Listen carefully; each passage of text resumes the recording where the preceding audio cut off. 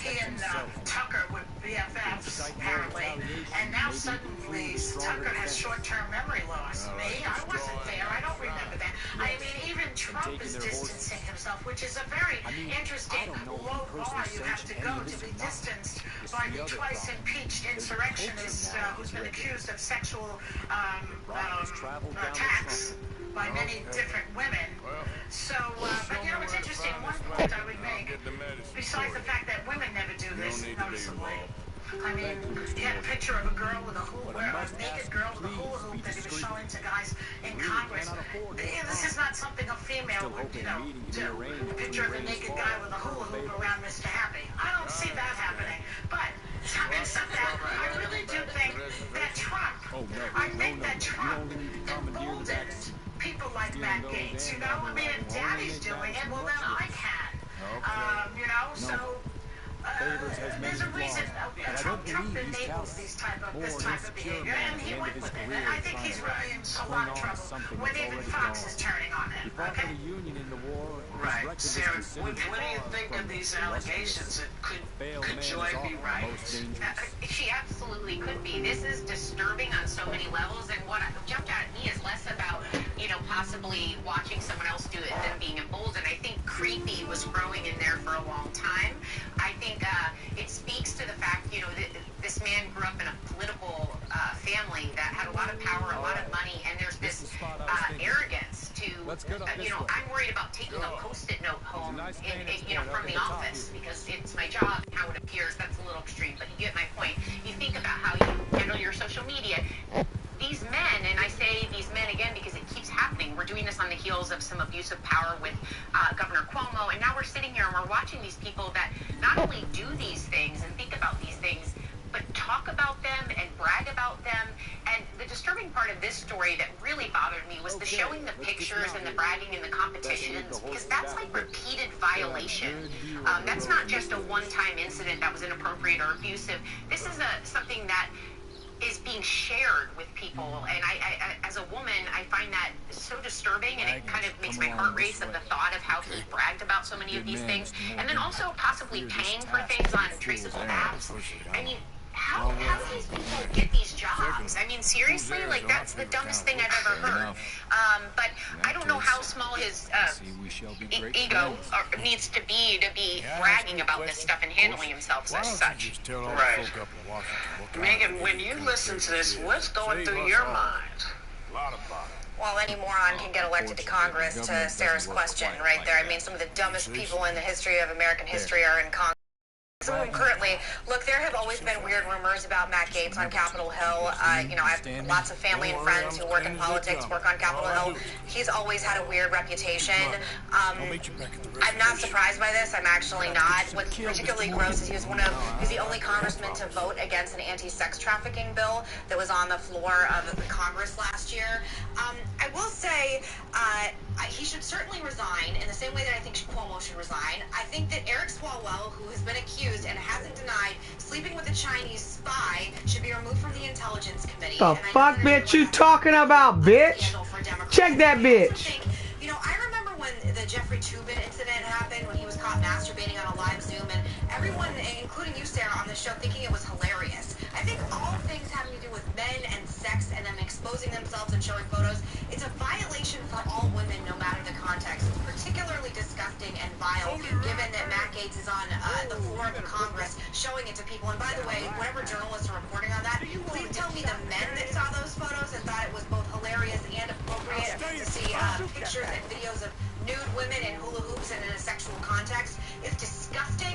I'm so sick of stuff like this, and he should be removed. And quite frankly, Tucker Carlson, I watched that interview live. There's no explanation of this that makes any sense. I've watched like 5 interviews about it. I've read everything. I don't understand what he's talking about. The most likely scenario is that Matt Gaetz slept with a 17-year-old and sex trafficked her, and he's probably going to go to jail. And Tucker Carlson, denying it. There's also this like really weird group of people that always hung out at Mar-a-Lago in the Trump years, and clearly Matt Gaetz and his teenage girlfriends were allegedly those people as well. Right.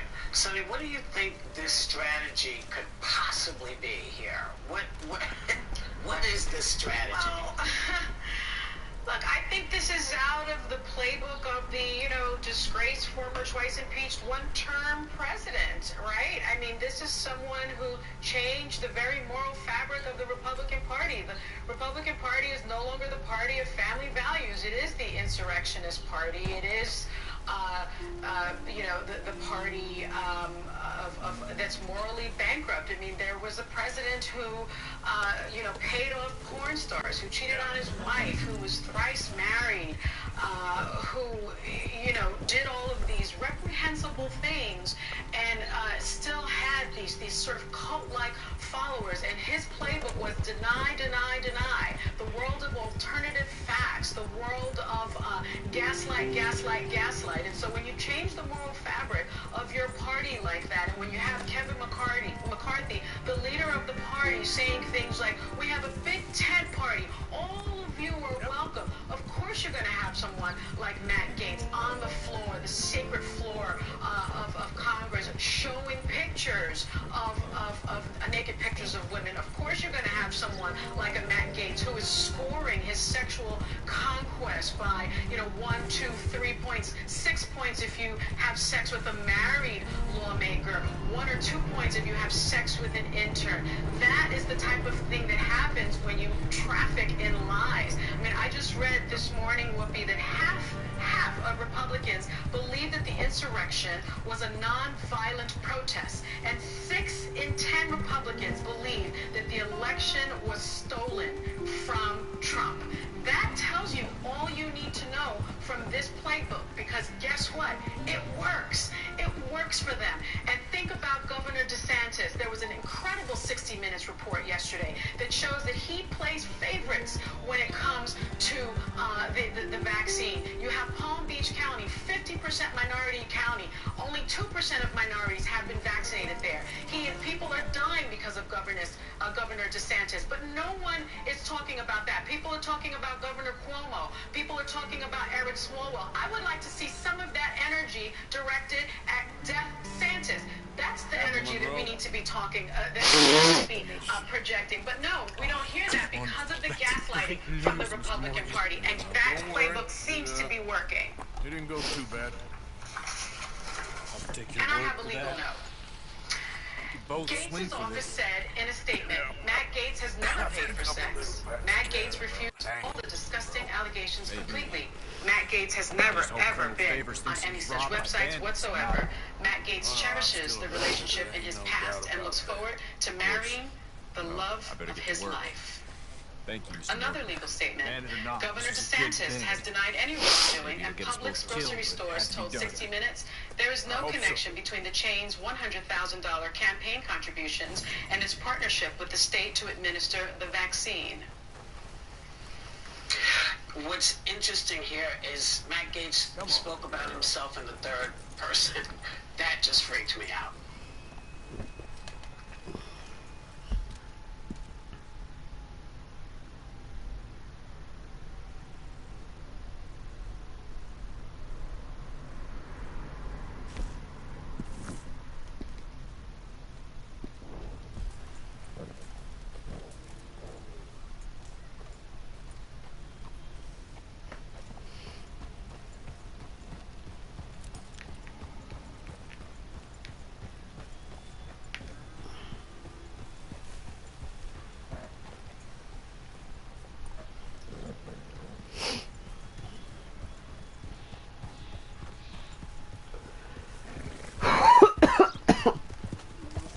Sure which way it's going to go.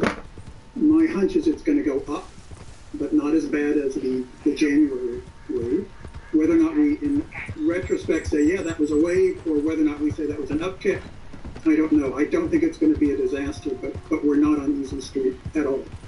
So as we look at vaccinations, we know these numbers are continually rising. There is a push for maybe to use all these doses that we have out there to get as many people vaccinated as possible with that first shot, deal with the second shot afterwards. Oh, really beautiful country. Bruh, America was beautiful. That is a smart option? Yeah, right now, if indeed the stockpile, which I don't think we know Look at this. we have in the bank, so to Look speak, at that, bro. Look at that. is running low, then yeah, I think we ought to optimize pretty good vaccination protection for more people then super duper protection for fewer people. If, however, the vaccine stockpile isn't so sparse, if the cupboard is not there, then I think we plow ahead with what we're doing. Where do you split dosing like that? And where do you stand when it comes to vaccine passports? I mean, this is, talk about a new football being thrown around at this point. It looks like something that will likely come more from the private sector. Are you concerned, though, about this conversation and what it could do to people who may be still a bit hesitant when it comes to vaccination? Well, I think we've hit an inflection point in the epidemic now, where we've gone from a public health crisis to an individual health decision.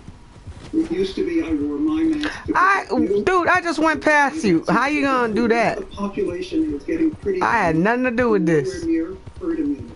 I just got here. The decision now is an individual's. Okay, yeah, I did kill them all, but you don't know that mess, bro. If a person doesn't want to get vaccinated and still wants to go to a Mets game, that's an individual decision. The other people at that game will be comfortable if they're vaccinated, uncomfortable if they're not vaccinated. But now that we have, everyone can make a choice about being protected, I think it's a very different decision. I like the idea of the passport in terms of identifying people. We do it all the time. We doggy. In a less politicized way. You can't go to college. Ooh, look at that without pretty. being vaccinated for meningococcus. You can't go to the Mecca. Let's go up here. Let's see what's up. Unless you've been vaccinated for the same bacteria. So we've used this in a zillion different places. It's a political football now. It's kind of a pointless, fun. Everybody gets to hate each other. Whoa, dog. Unfortunately, too many things have become political, especially when it comes to basic science and COVID. Doctor, always appreciate your insight. Unspoiled. Thank you very Look at much. that beauty. Day 6 now of testimony in the Derek Chauvin trial. The Minneapolis police chief expected to be back on the stand in about a half an hour when court returns from a lunch break. We're going to bring you the very latest live as soon as it resumes. Our coverage continues with Brooke Baldwin on the other side of this break.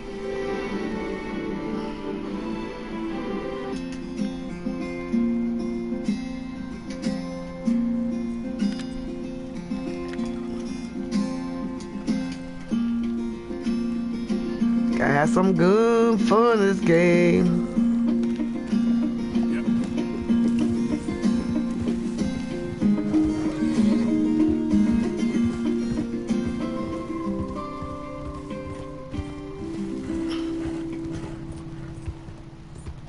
All right, I made it out of Mazda without killing you or me, Flash. I control. Well, my investments are tracking out.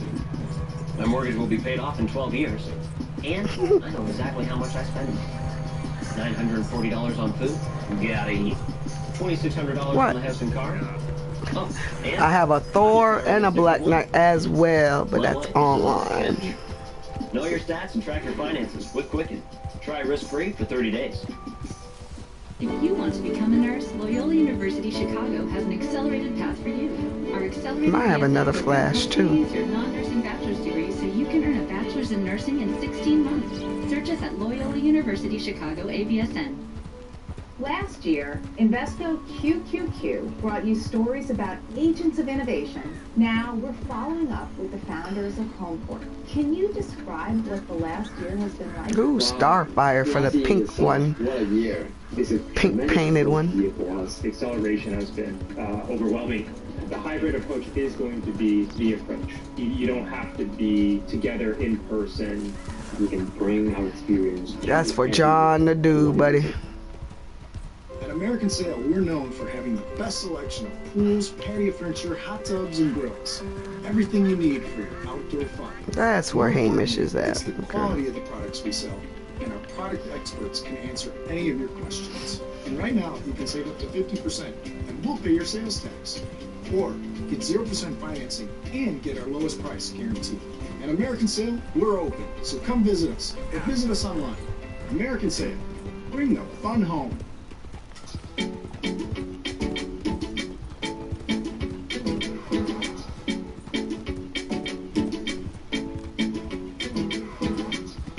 Your friends at Mr. Tortilla just made tacos help. So what do you love about your Always pan? It's a kitchen magician. Have you ever seen a pan cook 3 things at once? The non-stick, incredible. The built-in spatula, genius. I just learned to cook, and this pan makes it so easy. I gave away half my kitchen when I found the Always pan. It does it all. Oils, steams, fries, sautés. Alright, that's when them crazy fools are at. Use a single HR software? Nope. We use 11. 11. Why do an expense report from your phone when you can do it from a machine that jams?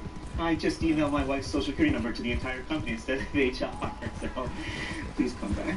How hard is your business software working for you? With Paycom, employees enter and manage their own. I mean, really? On one easy-to-use software. Visit Paycom.com for a free demo. Time. First off, we love each other. Well, what brings you to match? Like, what do you Exploration and connection. I like, a strong, independent. What, y'all try to set me up? I like to paint. Where's the other one? Where are you? Where are you at? Where's your other one? We should do it again. Yeah. Anybody else? There's usually like a guitar involved. Ready to start something great? Match. I ain't trying to save myself. I'm trying to kill you, you fool.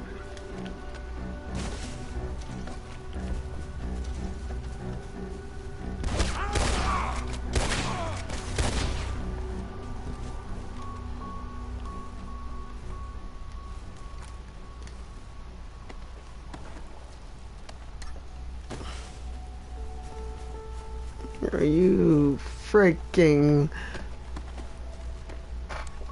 carnivores? You ain't no Hannibal. I know, baby. It's not right. Don't go around eating other horses. These fools go around eating people when there's plenty of meat here. They ain't got no damn excuse. Ooh. You are watching CNN on this Monday afternoon. Is that crazy, man? Thank you for being here. Yep, we begin crazy, today man. with a compelling start to week number 2 of testimony here in the trial of former Crazy Minneapolis preacher police officer man. Derek Chauvin. He, of course, is charged with multiple counts of murder in the death of George Floyd. The court is at lunch break right now. Of course, we'll get back to trial, to those live proceedings the second they sit down. Meantime, let me just bring you up to speed. Last hour, we heard from the chief of police there in Minneapolis, Midoriya Arredondo, who really became a familiar face to all of us covering this story last summer. He is the man who fired Derek Chauvin, and he was asked about the department's training. Why you all up in my face like that, buddy? Just remember, this is all in the context that then Officer Derek Chauvin... We all gonna die. 10 minutes. This morning, the jury also heard from the emergency physician who initially treated George Floyd when he arrived at the hospital. This doctor revealing that he found none of the internal indicators that typically cause a heart attack, and that this doctor says he believes George Floyd died from lack of oxygen rather than, as what we've been hearing from the defense, that his own heart was failing him. Mr. Floyd had been in arrest for... Get out of here, man. 60 minutes. These psychotic the likelihood of Micah and motherfucking Dutch lying ass motherfucker. And that we would not be able to resuscitate Mr. Floyd, and so I then pronounced him dead. And doctor, was your leading theory then for the cause of Mr. Floyd's cardiac arrest oxygen deficiency? That was one of the more likely possibilities. I felt that at the time, based on the information I had, it was more likely than the other possibilities. And doctor, is there another name for man? Death I'm by gonna grill oxygen some rocks deficiency? later, bro. Asphyxia. Some rocks. All right. This afternoon, CNN security correspondent Josh. Time for you to run, baby boy. Minneapolis courthouse. And Josh, I just want to skip straight to this police chief, who we're about to hear more from on the other side of this lunch recess. This is a man who clearly is well respected in the community. Started out as a cadet, way back in the 1980s, and gradually worked his way up to being Minneapolis police chief. And he wrote a number of the training, the protocol, which these officers are trained to follow. What stood out to you from his testimony? Well, people may be asking, what is the prosecution building to here? And obviously, we're now in the lunch break. We will be hearing more from the police chief. He'll be questioned after that break. But so much so far has focused on the training standards of this police department. And what I think we can expect coming up is that basically the prosecutors are trying to set the stage that, look, these officers receive annual training in crisis intervention, in CPR, obviously the use of force, a robust training program that doesn't just happen once in their career, but they're continually retrained on. A little better. I hope so. How can I help you? I'm sorry to impose on you again, but I believe I've made progress brokering peace. You have? I believe so. Colonel Favors has agreed to a meeting to discuss and maybe resolve his alleged grievances and mine. Now, he has lied to me more times than I care to remember, but maybe this time he must want peace. Why could he possibly want to humiliate us further? We got words for his kind, but they're colloquial. Perhaps I could make one last request. My men are not allowed to carry arms. You want us to keep the peace? Yeah, it'll be a lot of dull talking and ceremony. But I feel with some non-tribe members present, their chances of lying or worse will be reduced. Will you, Arthur? It ain't my business, brother. No, I know. But it is mine. Do it for me? Charles, I've saved your life. Do it for me. Sure. Come on. You owe this man. You should have him do your negotiation. Let's go. It is significant to have a sitting chief testify in a case involving one of his former officers. He is the one who fired Derek Chauvin. He is the one who, and also we should point out the other three officers involved. But he's also called George Floyd's death murder. And I know you have spoken about testifying in cases involving your former officers. And what did you make of this?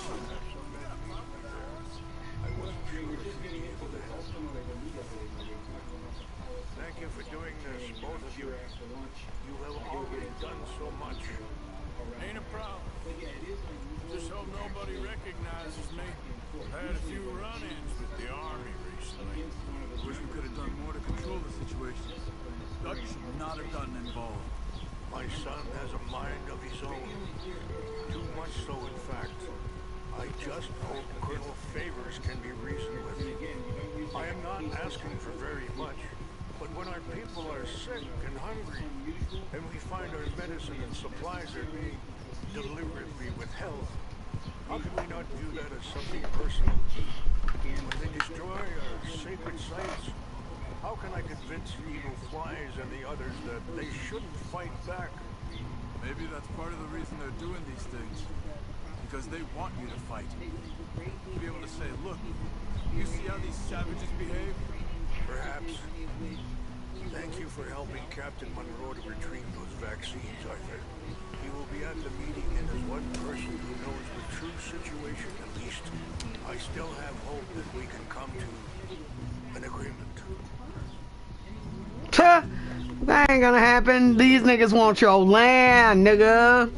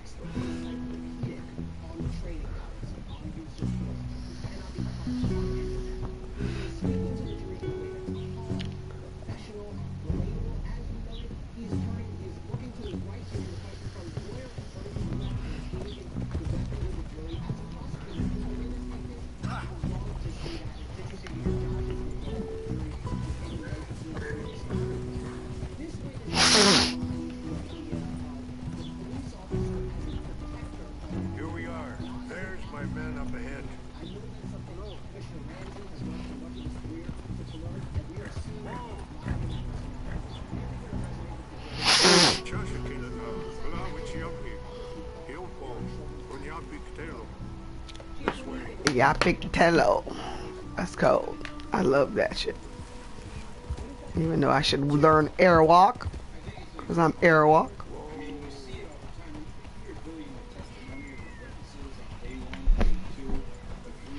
by blood, but not by account.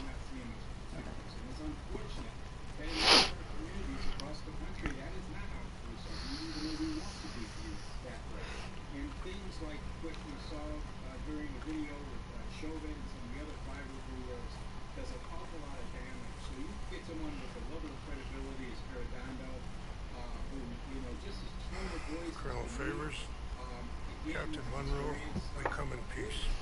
Hello again. Who are these two? None of your business. Friends of my people. Interesting looking fellows. They won't cause any trouble. Well, I should hope not. Listen, Mr. Chief. Yes, Mr.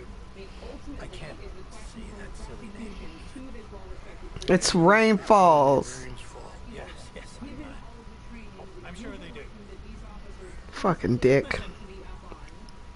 We're all Americans here. Not really. Want an outcome.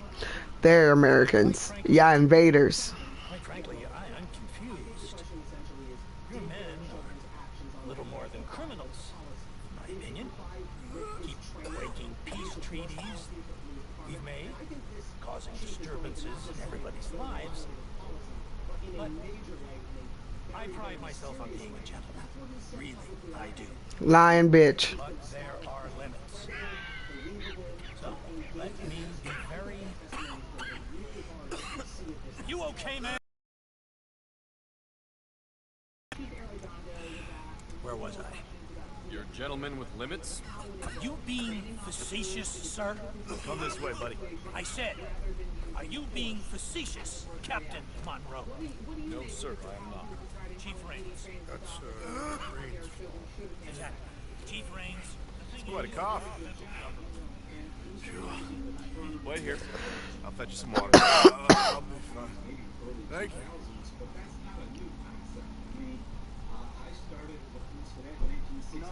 No. You know he's going to have Monroe court-martialed. Or attempt to. He's going to make a disgrace of him. Monroe? Seems like one enough for West Square. Why? You know what Favors is like. Because he thinks it's right. Because he thinks Monroe is a patsy. Or a spy. He's convinced he had something to do with those vaccines getting stolen. He thinks Monroe is going to force him into making a concession with the Indians. So he removes Monroe. Removes how? Favors wants him tried for treason. Why does Favors care about the Indians? Because he doesn't want them back down. His whole professional life. You know what they say about him. Hightail Favors. The man who missed a battle. Poor Monroe. God, I liked him. I know. Still, he's kind of stuck up.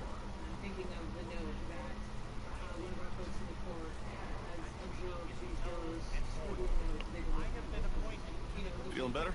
Yeah. Come on. Let's go. The lands you currently occupy belong to the United States government. How? Why is this so confusing, sir? Why? Good day, Colonel Favors. Well, that was remarkably unproductive. I'm afraid the federal government was quite clear, Colonel, that it wanted peace, and peace for all, and that the treaty had not been broken by anybody. Is that so? And did it want impudence, sir, from a junior officer in public? Was that its plan too, sir? You insult me. You insult the regiment. Arrest this man. Arrest me? Gross insubordination. Disobeying an order. Treason. Are you mad? You had those vaccines stolen. You disrupted a negotiation. Let him go. This is all getting out of hand. Hi, Captain Monroe, let's get out of here. Hi, If I were you, I'd keep my mouth shut, amigo. I don't want to kill this man, but shall. You won't get away with this. Charles, Captain Monroe, mount up now. We're getting out of here. Don't be dumb. I'll kill you.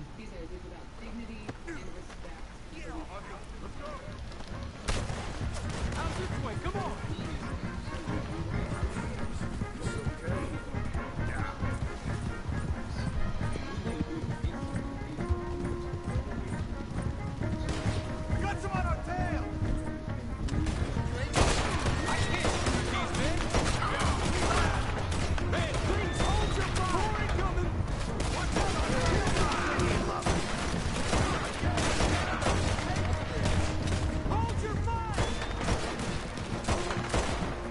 control my fire. Nigga, you crazy.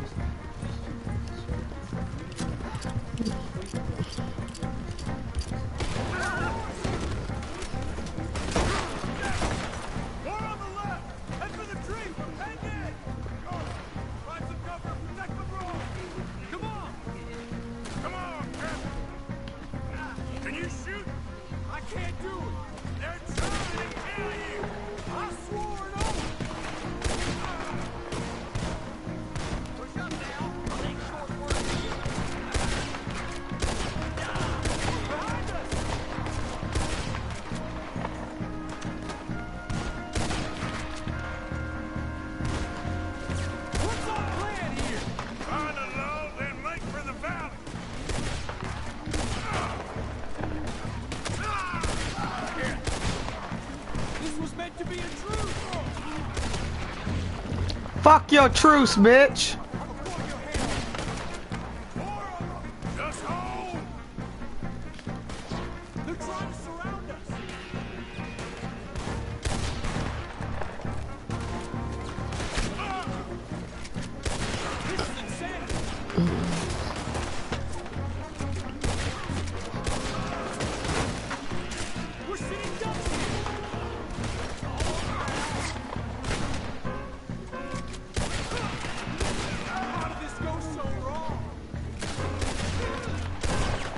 Shut up, Monroe.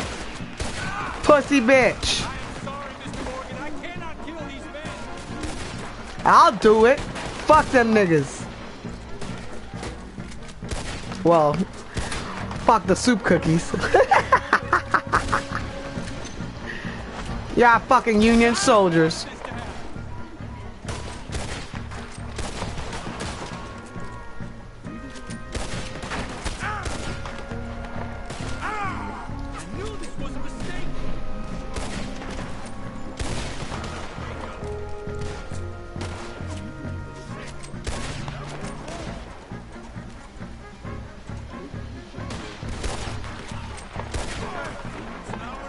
Let's go! Captain Monroe, you're with me!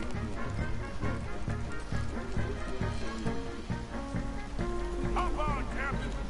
We sure as hell don't want to hang around here! Come on! Follow me!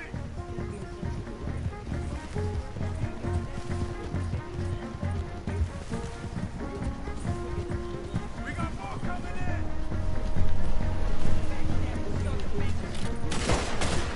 Backstabbing. You wanted to hang him. I got your backstabbing pussy what's my. I think we're finally in the clear. Everybody okay? Not really. What do we do now?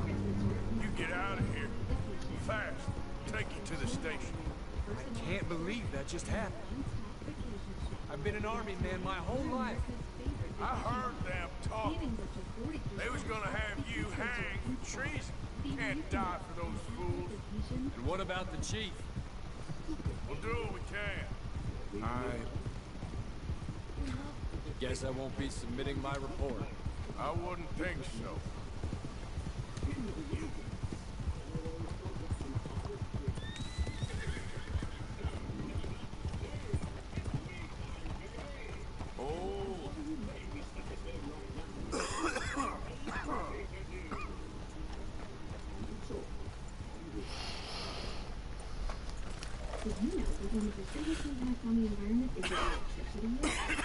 With Arcadia, dishwashing champions, baby bingers, gamers,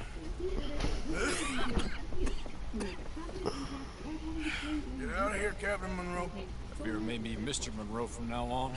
I'm sorry about your career. Here. Here's some money. Take it, get out of here. Start a new life somewhere. I hear Tahiti's nice. Thank you. Just hop on a train to Saint Denis, jump on a boat, but avoid Guam. Where? Forget about it. Meet you back at camp. Mr. Morgan, are you okay? Well, never better. What are you doing here? Well, I'm on my way down to Mexico. They're finally sending me on a mission. Brother Dorkins is very jealous.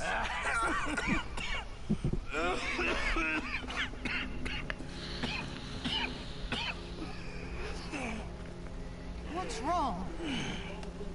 I'm dying, sister. I'm dying, sister. Okay. Yeah, I got TB.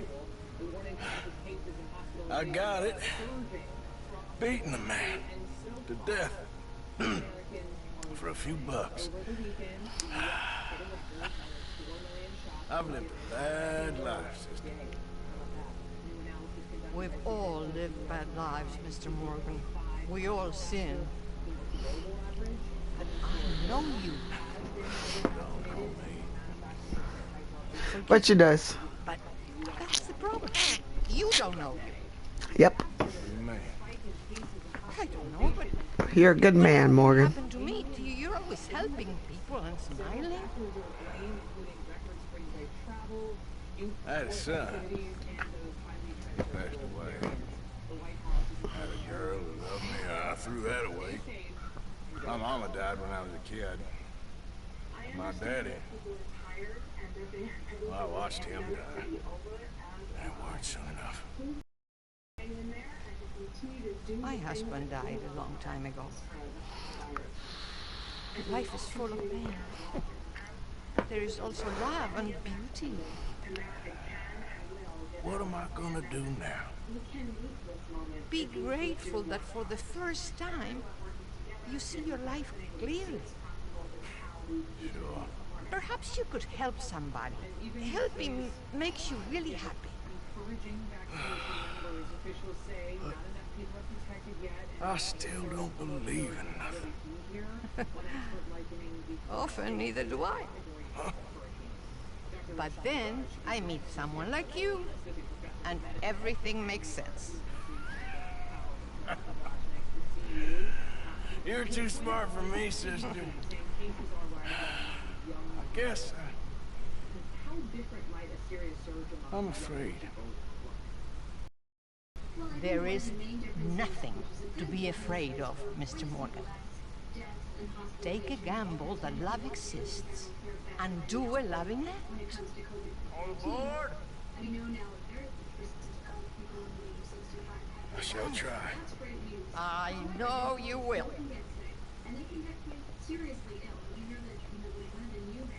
Goodbye, goodbye, Mr. Morgan. Goodbye. Sister?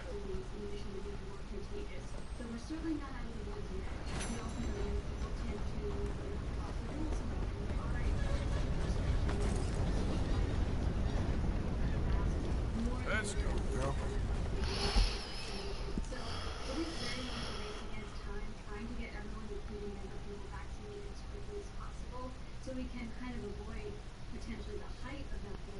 I hate that magnifico mission.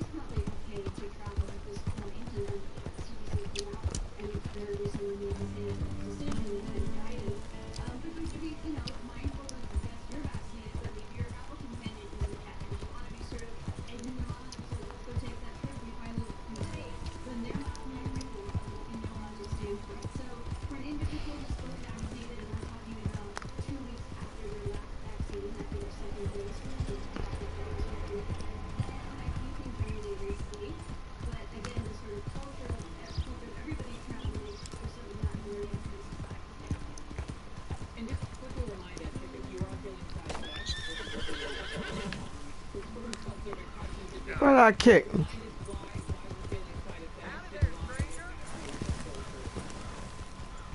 Hey, that's a nice looking horse you have there. Mm-hmm.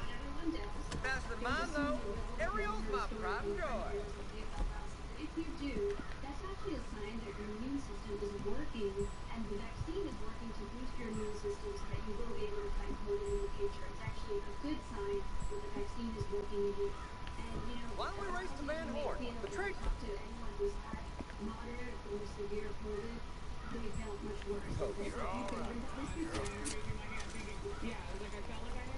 You?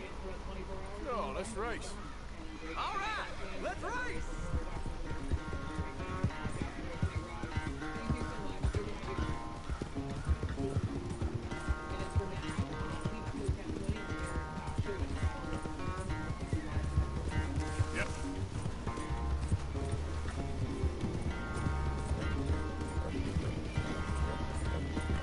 Ah, shit.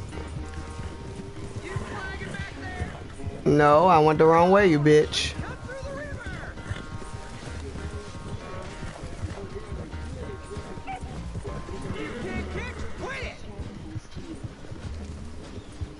Where'd you come from? Behind your bitch ass.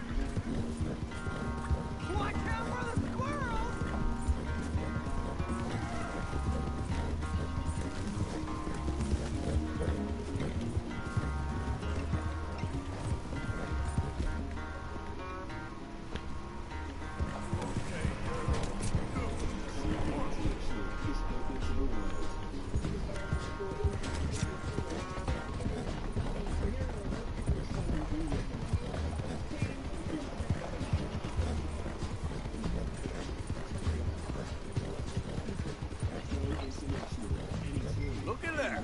A one.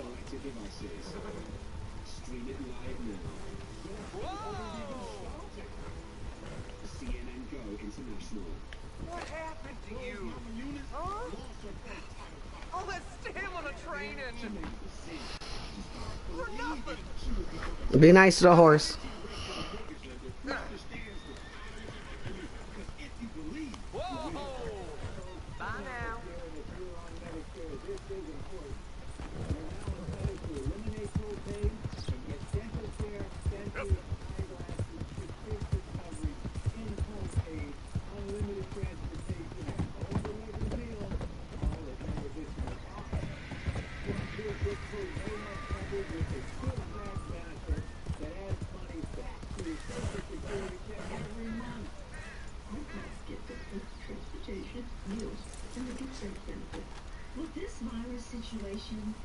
Ah, there he is. Oh, black lungs. Shut the fuck up. Was you followed? You know who you're talking to. I ain't sure. I ain't sure about much no more. All I know is there's law whenever you're around. That's so, because it seems to me, since you've been riding with us, there ain't been nothing but trouble. Stirring things up all the time, getting in Dutch's ear. Seems wherever you is, there's pinkertons and vice versa. So you better watch your goddamn mouth, boy! What? Take it easy, cowboy. You're gonna do yourself a mischief, way your head. Micah, shut it! He started it! Dutch says we is to go on with plans to create a diversion. We gotta get some explosives to blow up the bridge. Keep the army out of here a few days. I think it's a real bad idea. I don't think Dutch cares too much. What you think? That's clear. We gotta confuse him one last time. Then he and I will head to Blackwater, collect the money, and help everyone leave. He's got a boat lined up. Blackwater's a fool's errand. Everyone knows it. Even a greedy moron like you. It's Dutch's choice, Arthur. You're just a senior gun, same as the rest of us. Only you ain't, well... I'm fine. Then you'll do Dutch's bidding. which is robbing a stage that's coming from Annisburg full of explosives. A stage. All we seem to ever do is rob a stage, you and me. Not me. You two. I got my own planning to do. You boys got this. Shit. Guess we have. Come on, Arthur. And Cowpoke, take it easy. You could do with a vacation, hmm?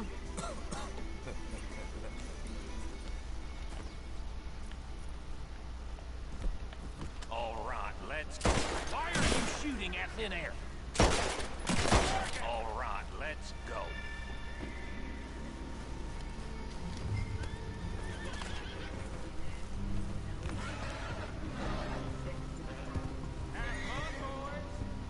Micah says we should jump it as soon as it comes through Van Horn. So you're taking orders from him now? I'm taking orders from Dutch, same as always. A pair of them are becoming unhinged. You hear about Dutch killing Cornwall? Hey, hold up a second. Pinkerton Patrol, over there. Okay, I think we're clear. Let's head off. Anyway, you say... Well, that needed to be done. Right now? With the Pinkertons breathing down our necks? See, I'm starting to think that you've gone soft, Morgan.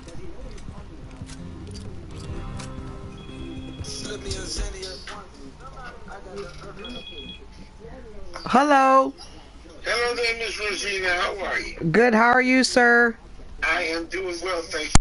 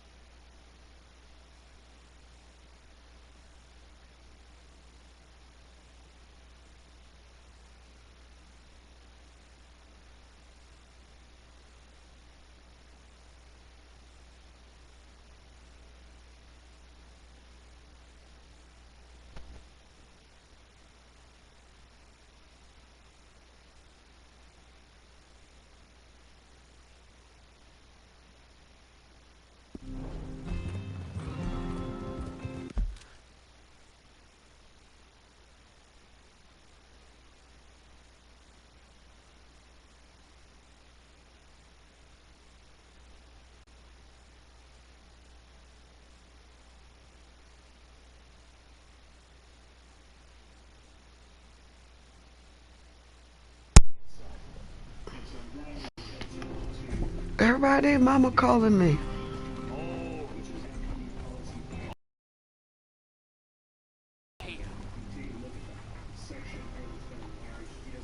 So, wagon will be coming from that way. Down from Annisburg. Don't take the two. Stop it completely or it'll never get done. So, I was thinking, go play dead. I'll take care of it. No. I'm the better shot, and you're the better actor. You play dead, and I'll cover you. I got that. I got that. Oh, that's them coming now, I think. It'll be quite the show.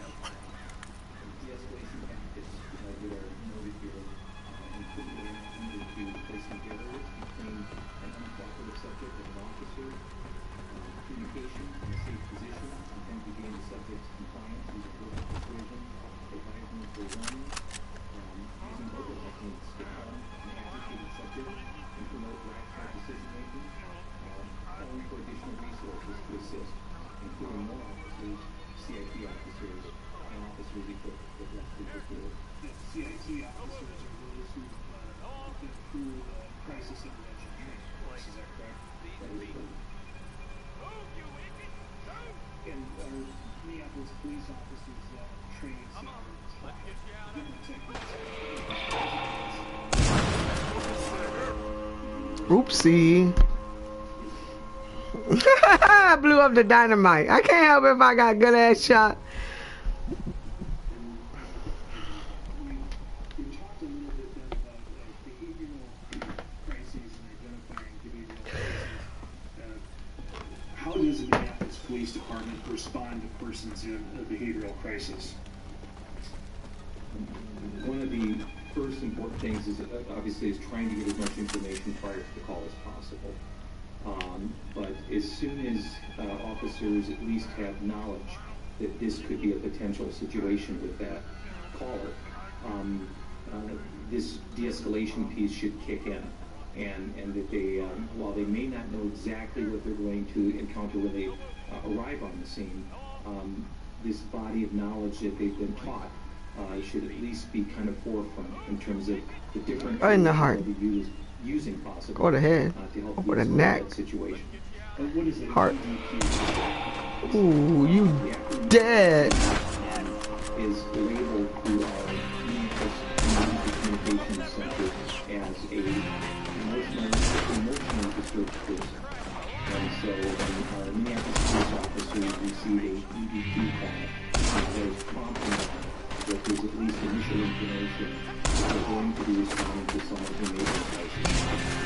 Isn't that something that the officer would then be communicated by dispatcher prior to the crisis? That is correct. However, when if that information is not on they make their own assessment of the scene as to whether the person could potentially be an EVP. Is that correct? That is correct. You indicated that Minneapolis Police Department receives over 100,000 calls a year, calls for service. Is that right? Yes. Do you have an idea of how many calls for service involve people in crisis? Let's see them. I believe in 2019, Minneapolis police officers responded to about 45,000 of those signified as EVP calls. Yes. In terms of teaching officers how to recognize a person who may potentially be in crisis and therefore unable to comply with commands, you place these different signs into MPD policy. That is right.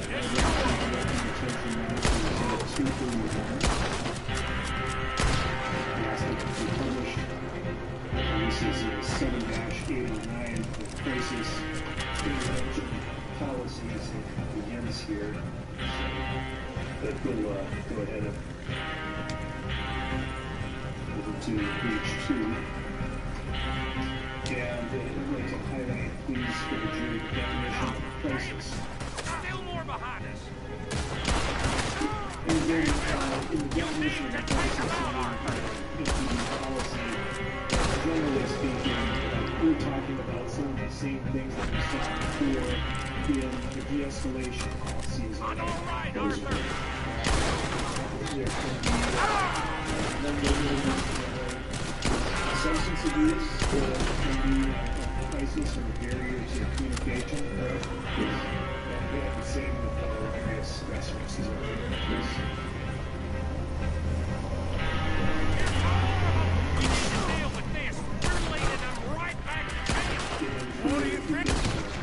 Besides the crisis intervention definition. And officers that respond to an EVP call or are aware that the person may be in crisis can attempt a crisis intervention method. Is that correct? Yes. And generally speaking, what is the officer supposed to do with a person in crisis? To attempt to de-escalate that situation. This make any sense to you? It's a distraction. So it ain't meant to make sense. And the policy that the Minneapolis Police Department handling persons in crisis, if we could look at section 3 of the policy, would be the next page. Highlight 3. In accordance with the Minneapolis Police Departmental policy, what are officers supposed to do? How are they supposed to handle encounters with individuals who are experiencing crisis? boss. John, really go drive this over to Bacchus Bridge. Get it hidden near there. Bring our Does think values, he's in charge. Go on ahead. our principles I need to speak those with Arthur. situations. Good work, son. We recognize that oftentimes people who are experiencing crisis, it is not something that they Listen. brought on themselves. I know we ain't But they're always dealing with seen eye to And so there's a sense eye, of dignity you find and me respect irritating. that we should be and honoring threat. when we come to those And I calls. like to annoy And you. so, Right now, as I it's mentioned need here, better from you, with Arthur. values of protection, Whatever safety, you and say. sanctity I of ain't life. the bad guy you Oftentimes, think I again, we am, are that Arthur. first But phase of I am a government that survivor. we're going to Stick see. with me and you'll That live. may be 3 o'clock Oh, in the morning. the bridge is probably a And two-man so, job. You should we probably have to go wear help many Marston. hats, Why don't but you? we Like I want said, to be Dutch and I got respectful planning in to that do care for that the we're trying train. to There's a provide for that big individual. picture here, And Arthur. sometimes Trust me. persons might be experiencing some sort of a breakdown that, maybe they did partially bring upon themselves. Is that right? That is correct. And are those people still entitled to be treated in accordance with MPD policy? Yes, they are. Nah. And this policy, again, is imparted in training at the training center by that group. Is that right? That is correct. Well, I'd like to, if you could take that down, please, talk to you a little bit about officers' role as first responders in terms of providing basic medical care. All right? And so, with that, can you tell the jury, are Minneapolis police officers trained to provide basic medical care? Yes, we are. Can you please describe what level and where there are various different levels of medical care that someone could be trained in? So most of department members will have at least basic training in terms of first responder, the ABCs, airway, breathing, circulation, the effects of applying direct pressure on wounds to stop bleeding. Many of the things that we will respond to, perhaps just because we're closer to a call than perhaps our EMS or our fire before they get there. And they're obviously have a higher degree level of training. But the training that we have and that we receive is very vital because those seconds are vital. Our officers carry tourniquets. We respond to situations where members in our community will have gunshot wounds. And matter of fact, a couple of my officers a couple of weeks ago saved a young man who was shot in the femur and was bleeding profusely, but because they got there quickly, knew how to apply that tourniquet. Those are some of the basics. Direct baby not breathing calls. Our officers have saved the lives of children who've choked or what have you because they've applied or they've been able to help start emergency breathing for them. So those are some of the basic types of first aid that chest compressions. Those types of damn, man, you dying hard, bro. And are officers then specifically trained at the training center to provide this basic sort of first aid? That is correct. And does the Minneapolis Police Department have a policy regarding any duty that an officer would have to apply that training to a real life situation? Yes. We recognize, again, I mentioned that we are oftentimes going to be the first ones to respond to someone who needs medical attention, and so we absolutely have a duty to render that aid.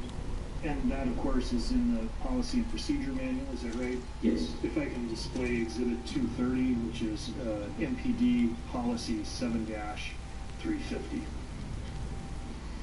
Emergency medical response. And under Roman 1, you see that the purpose of the policy is to lay out in writing the roles and responsibilities of Minneapolis Police Department employees in incidents involving a medical emergency. Is that right? Yes. If we could take a look at the policy itself under Roman 2, does that explain what a Minneapolis police officer is supposed to do when they come upon a medical emergency or a medical emergency develops on a call? Yes. And what are they supposed to do? One while awaiting EMS, MPD employees assisting an individual having a medical crisis shall provide any necessary first aid consistent with our MPD training as soon as practical. And so then that presumes, of course, they're waiting for EMS or waiting for some kind of emergency services. Is that right? That is correct. So would it be fair to say that this policy then is in two parts? The officer has to request EMS or ambulance, correct? Yes. And while waiting for the ambulance, they have to provide, they're required to provide what medical training skills they have to save a person. That is correct.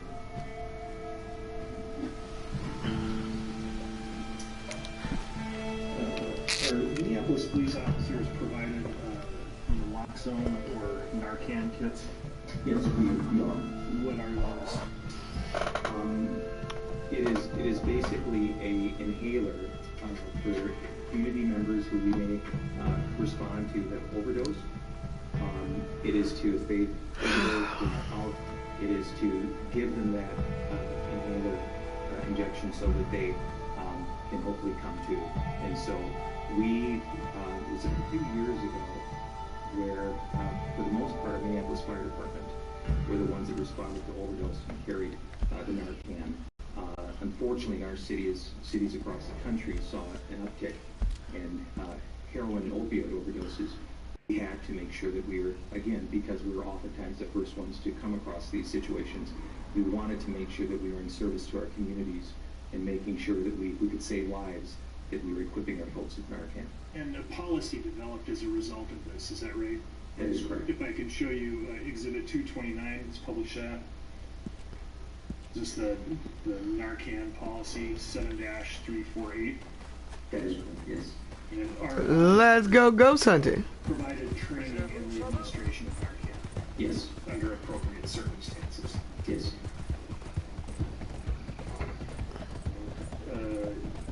Now I'd like to talk to you a little bit about the use of force. Does Minneapolis have a written policy governing proper authorized use of force? Yes, we do. And is this generally covered in the 5-300 series of the Policy and Procedure Manual? Yes, it is. Oh, I'd like that's to John's. discuss some of that manual with you and the policy with you at this time. If we could pull and display Exhibit 216. Under the purpose of the policy, which is 5-301, can you please read the first sentence under subparagraph A? Yes. Sanctity of life and the protection of the public shall be the cornerstones of the MPD's use of force policy. What does that mean? Are there gators about? Things that we do as peace officers for the Minneapolis Police Department. I mentioned the thousands of calls that our men and women respond to. It is my firm belief that the one singular incident we will be judged forever on will be our use of force. And so, while it is absolutely imperative that our officers go home at the end of their shift, we want to make sure and ensure that our community members go home too. And so sanctity of life is absolutely vital, that is the pillar for our use of force. Has this generally always been the case with Minneapolis use of force policy? It is not. When did that change? We implemented this particular in 2016. Has the training and use of force and application of use of force policy been imparted in police philosophy onto police officers in training at the training center? It certainly has, yes. Does the policy itself define force? What is force? 10. Yes, it does. If we could take a look at Exhibit 217, publish that.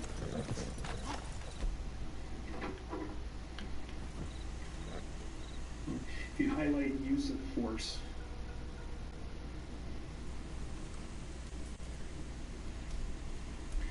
Generally speaking, what is force? It can be your any physical contact. It can be with a weapon. It could be with a vehicle. But it's any sort of physical contact that is more likely to render harm or injury to someone. Is the use of restraint considered force. That would be considered force. And what type of force is authorized under departmental policy? We, under 609, we operate under the use of force, the Graham v. Connor statute, objectively reasonable force.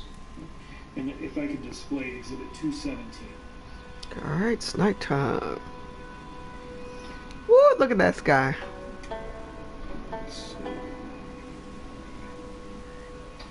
First, go back to 5-303. 5-303 authorizes force, is that right? And you mentioned 60906, the state statute authorizing force under certain circumstances, is that right? Yes. And the phrase that's used for the authorization of force is what type of force? Reasonable. And that force can be It's dead of night. Let's see. Is that right? Yes. All right. So now if you would go to the next page, now let's talk about the circumstances under which a police officer is authorized properly to use force. If you highlight that. What are the circumstances in which an officer is authorized to use force? An officer is authorized to use force affecting a lawful arrest, executing a legal process, enforcing an order of the court, and any other duties imposed upon that officer. And that term reasonable force is further delineated in policy, is that right? Yes. If we take a look at Exhibit 217, I believe under the definition, objectively reasonable force.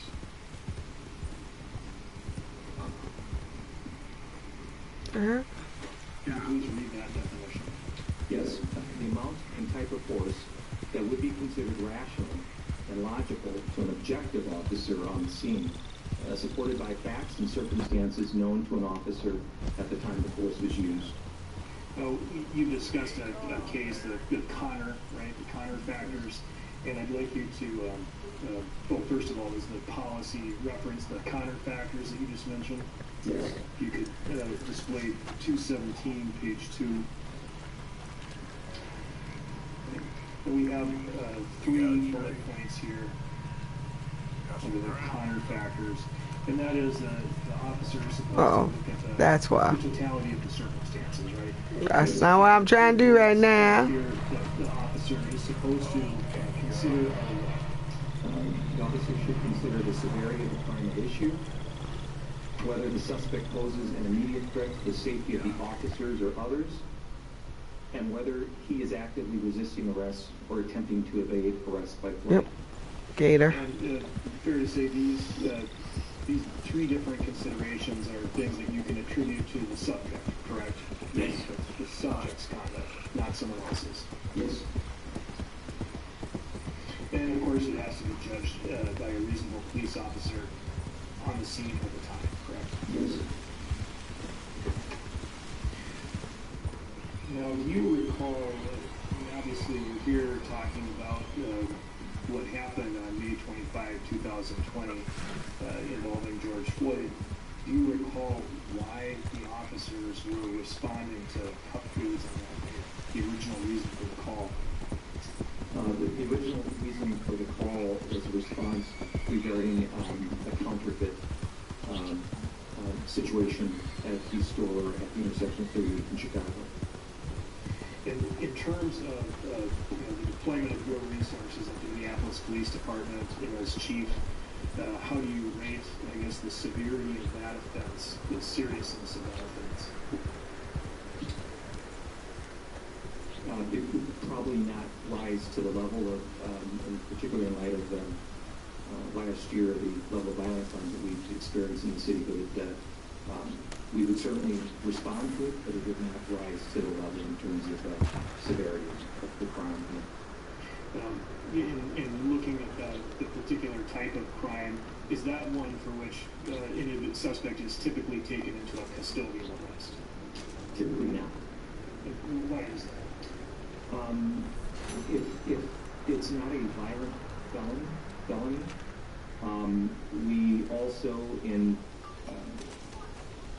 coordination with our jail system and our courts, There's been a shift over the years to make sure that the individuals who are going to jail are those who, from a public safety standpoint, need to be at least in that facility in an impound jail. And if we can properly identify and it's in a violent situation, you know, we can always charge via complaint and other things. And so, so that's one of the reasons why. You use the phrasing as violent felony. What's the more important part, whether it's violent or whether it's a felony? Violence. Why is that? Well, it can certainly endanger. I haven't found a KKK either. Where something that's merely labeled a felony may or may not require a full custodial arrest. That's right. And are Minneapolis police officers trained in the use of force? Yes. In issues of family, also police service, legal service training. Yes.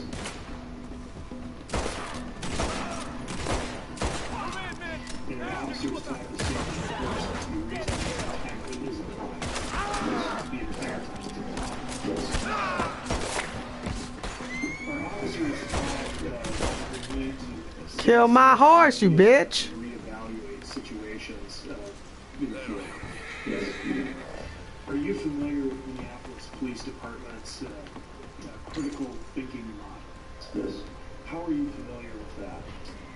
It was something that I wanted to embark and make sure that as part of our training curriculum that also includes the aspects of procedural justice. And procedural justice is really, it's actually research and evidence-based learning that has shown that police departments treat people with respect, give them voice, establish mutual engagements, and build areas of trust.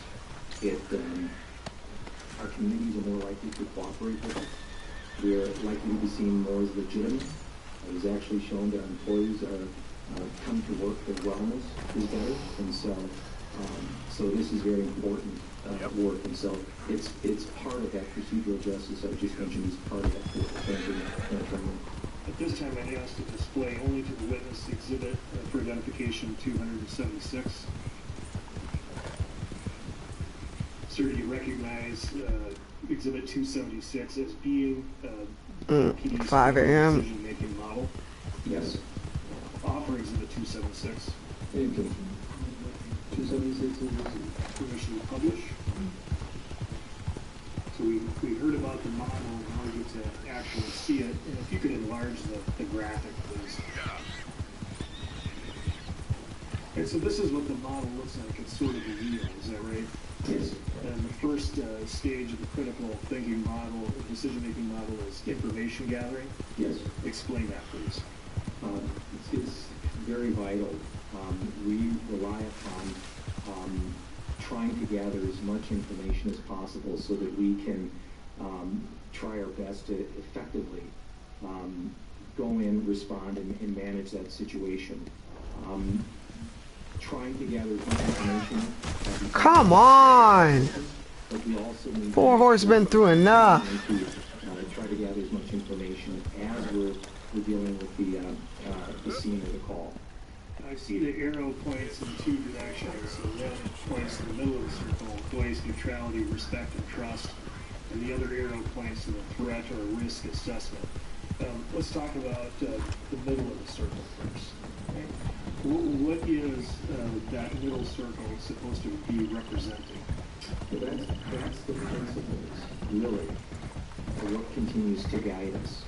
So, for example, information gathering, while we may associate it specifically with receiving a 911 call, with dispatcher giving us information, but information gathering could be that officers come across a call that they weren't dispatched to, and they need to talk to a community member. If they don't treat that community member with respect or give them voice, it's likely that they will receive less information that will be less helpful in them resolving that call. So that voice, neutrality, respect, and trust, that has to guide it. New Orleans, St. Denis. Decision-making model. So let's go to the next step. The officers gathered some initial information, and now the officer is in a position to need to think about it or assess it. Is that right? Yes. And so the next step is a threat or risk assessment. Is there a difference between a threat and a risk? There can be in terms of what is being played out at the time, and you're constantly evaluating that, and of course the information that you're receiving, which may be fluid, is going to dictate that threat or risk. Yes. And so then once the officer has made an assessment of a threat or a risk, the next step, authority to act. Don't you worry about me. That means the officer, based upon that information that they receive, evaluating that threat or risk, am I going to act is going to be physical arrest. Am I going to separate parties? Am I going to, does this require a report? All of these things. So, but it's getting more information for the officer to guide he or she in terms of what is the next appropriate step they need to act and take. And so if we're to, at least to this point, in the model, put the scenario into action, information gathering, the officer perceives that someone is approaching them with a weapon, like a bat. Disguise ourselves. And so then they would reflect on that and determine whether or not this is a risk. It's a bat. Maybe the person is at a baseball game, or a threat. The bat is being brandished. Correct? Yes. Then after that, under authority to act, if they've determined that this in fact is a risk and that they're being threatened, they would look at the authority back to the MPD policy and procedure manual. Is that right? Yes. Under what is the use of force policy, what tools are available to respond here? Yes. And our wits about the next step then, after considering the authority to act and goals and actions, being a fancy woman of Saint Denis shoots the goals. The officer is making an assessment, so with the Authority Act, we'll resolve this situation. Don't mean I'm comfortable in this. You made it out of that predicament, as I remember, Mr. Morgan. Is taking a report. Will that be enough of a goal or an action? It may mean a combination of things. It may mean that I'm going to have to, or the officers are going to have to make an arrest, but we may need additional resources here because the situation is still could have the potential to not be stabilized, and so all of that is part of that goals and action. And then to review the assess. What you preach, brother. Exactly. Yes, and information is going to flow, dynamics can change, and so it can be a constant just review and reassess the situation to make sure that we're trying to get to the best possible outcome, peacefully and safely. Because circumstances can change, the situation can change, correct? Yes. And force that might be appropriate at one moment might not be appropriate at a different moment, or warfight force might be needed at yet another point. Is that right? Yes. We gotta hang This particular critical thinking model, Exhibit 276, we see examples of this throughout training materials that are provided by the trainers at the facility. Is that right? Yes. And why is that?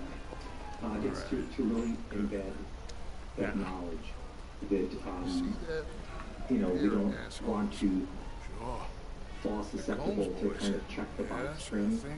This training is important for all of our officers to have a knowledge and understanding of, and that our community members can expect this to be consistent as they have encounters and engagements with our officers.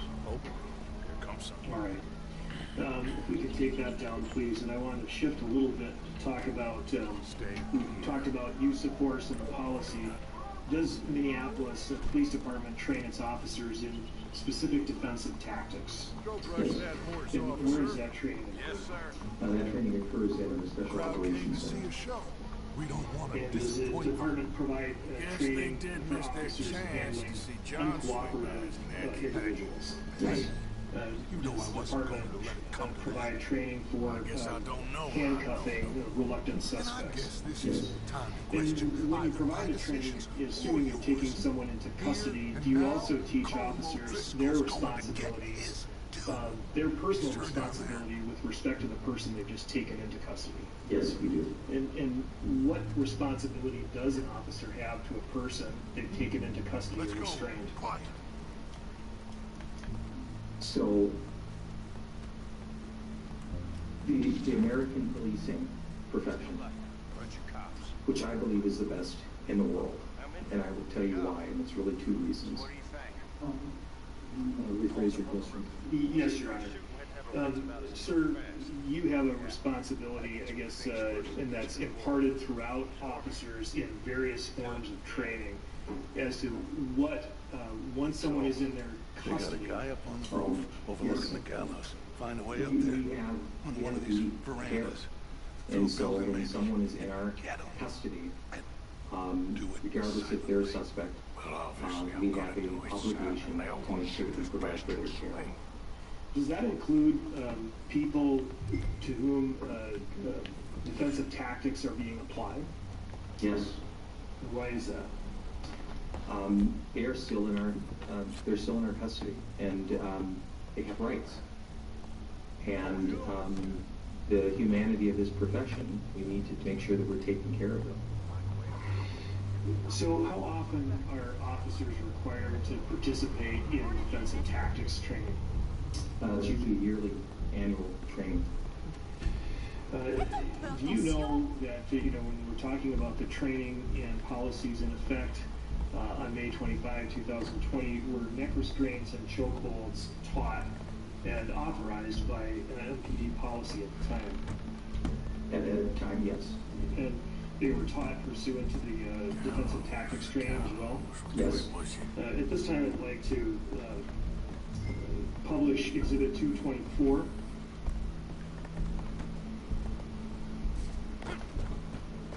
Exhibit 224 showing MPD Policy 5-311, use of restraints, neck restraints and chokeholds. You see a chokehold is considered a deadly force option, is that right? Yes. Okay. If you could go to the next page, please.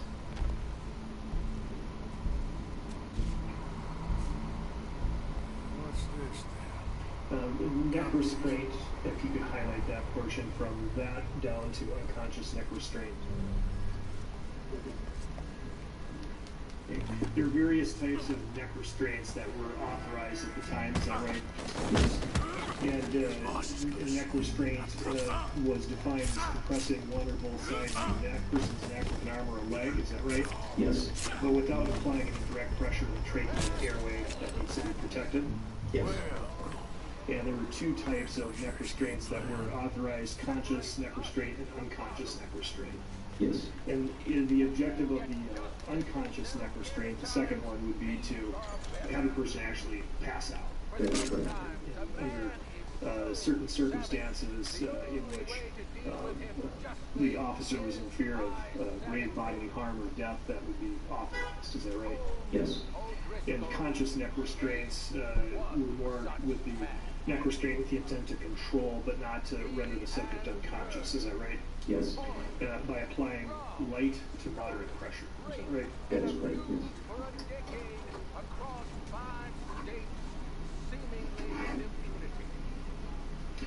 And if you could go to Roman 2 on the same policy. Well, you may.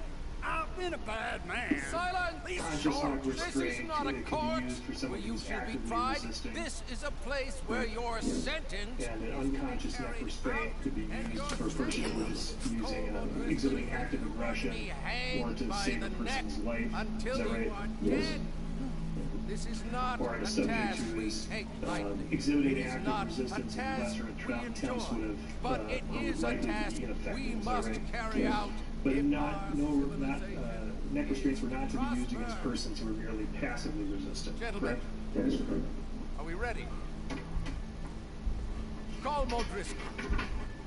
May God, in his infinite wisdom, have mercy upon your soul. Whenever you are ready. Now, I'd like to draw your attention to May 25, 2020. Can you tell the jury when you first learned of the incident involving the defendant Officers Hall, Lane, King, On Monday evening, around 9 p.m., back on May 26th, 2020, I received a call from residents, and I received a call from who was a deputy chief, who had informed me that Minneapolis police officers had responded to 38 and while trying to take someone into custody, which I learned to be Mr. Floyd, they believed that he would not make it or survive. And so he was being transported via ambulance to a veteran information center. And while at least the information I got, I believe in at 9 p.m., they let him Jesus, I was still alive. I decided to contact the Minnesota Bureau of Medical Detention, and they are a state agency that conducts critical incidents. I deemed that this would be a critical incident, and they sent a protocol to the local, and they would conduct that investigation. So I made that call to the ECO to have them start to conduct this critical incident. I should also say that I was, right after that call, notified Minneapolis Mayor Jacob Fry to say that this is a situation we have at least right now, and that I would brief him as I received more information. I then proceeded to leave my residence, and I went directly to my office in City Hall. When you arrived at City Hall, do you recall seeing any video images or footage of this event? The first time that I saw a video of the event was after I was notified that Mr. Floyd was now deceased. And so I had asked my deputy chief to pull up what knowing the area really well and knowing that there's usually a camera, a city-owned camera, at that location, I asked him to locate that video so that I could review it. That's what we would refer to as the milestone camera, milestone footage. That is correct. One less thing to worry Did you about. watch the footage from the milestone camera that evening? I did watch that. Can you describe to the jury what you saw when you watched the footage? When I came for you. first viewed this milestone I know it's from video, Aunt Mary. what I She ain't worth it, Arthur. was able to see, and I should just note that it was from a distance from where the officers were with Mr. Floyd, and so all I could really see were the back sides of the officers. And now, after There was looking at also the no newspapers, I audio, understand why. to this milestone I don't imagine video. you'll receive this letter, And so, but I nonetheless I viewed must that send video it. Arthur. in its entirety, Oh, and Arthur. I was quite just frankly, there starting was to really dream the silliest nothing and in terms of softest the of actions dreams. I miss of you, at least again and I this will always non-audio miss video. you. It really But I jumped cannot out at me. live like that. After And a it few minutes, seems it you seemed cannot. Shut up, Mary. paramedics vehicle pulled up to the scene, and it was at that time, for the first time, that I saw a glimpse of Mr. Floyd when paramedics placed his body on the gurney and transported him away from the scene. Damn, that was Arthur. really, my first observation of that incident from that night. At some point, did you become aware of another video that had been taken by a bystander? Yes, probably close to midnight, a community member had contacted me and said, Chief, almost verbatim, but said, Chief, have you seen the video of your officer choking and killing that man at 38 Chicago? And so once I heard that statement, I just knew it wasn't the same milestone camera video. that I had saw. And eventually, within minutes after that, I saw for the first time what is now known as the bystander video. Fair to say that this was a much closer video that had audio? Yes, this I was able to see the occurrence, see the officers involved. I was able to actually see Mr. Floyd. I was actually able to hear what was occurring, and I was also able to get a better understanding of the length of time, the duration of the call, the incident. Yes. Now, prior to testifying today, have you now reviewed the bystander video, Facebook video in its entirety? Yes, I have. You've also reviewed and reviewed milestone footage? Yes, I have. And have you reviewed the body-worn camera footage worn by officers Tao, King, Lane, and the defendant? Yes, I have. Now,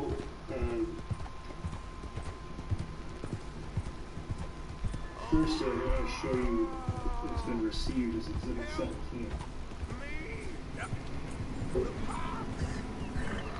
You recognize Exhibit 17 to be an image taken from the bystander video that you reviewed. Yes, I do. Now, sir, based upon your review of all of the information that you just mentioned, do you believe that the defendant followed departmental policy 5-304 regarding de-escalation? I was trying to help. Bullshit, you pussy. How so? I hope you fancy boots. That action is not de-escalation, and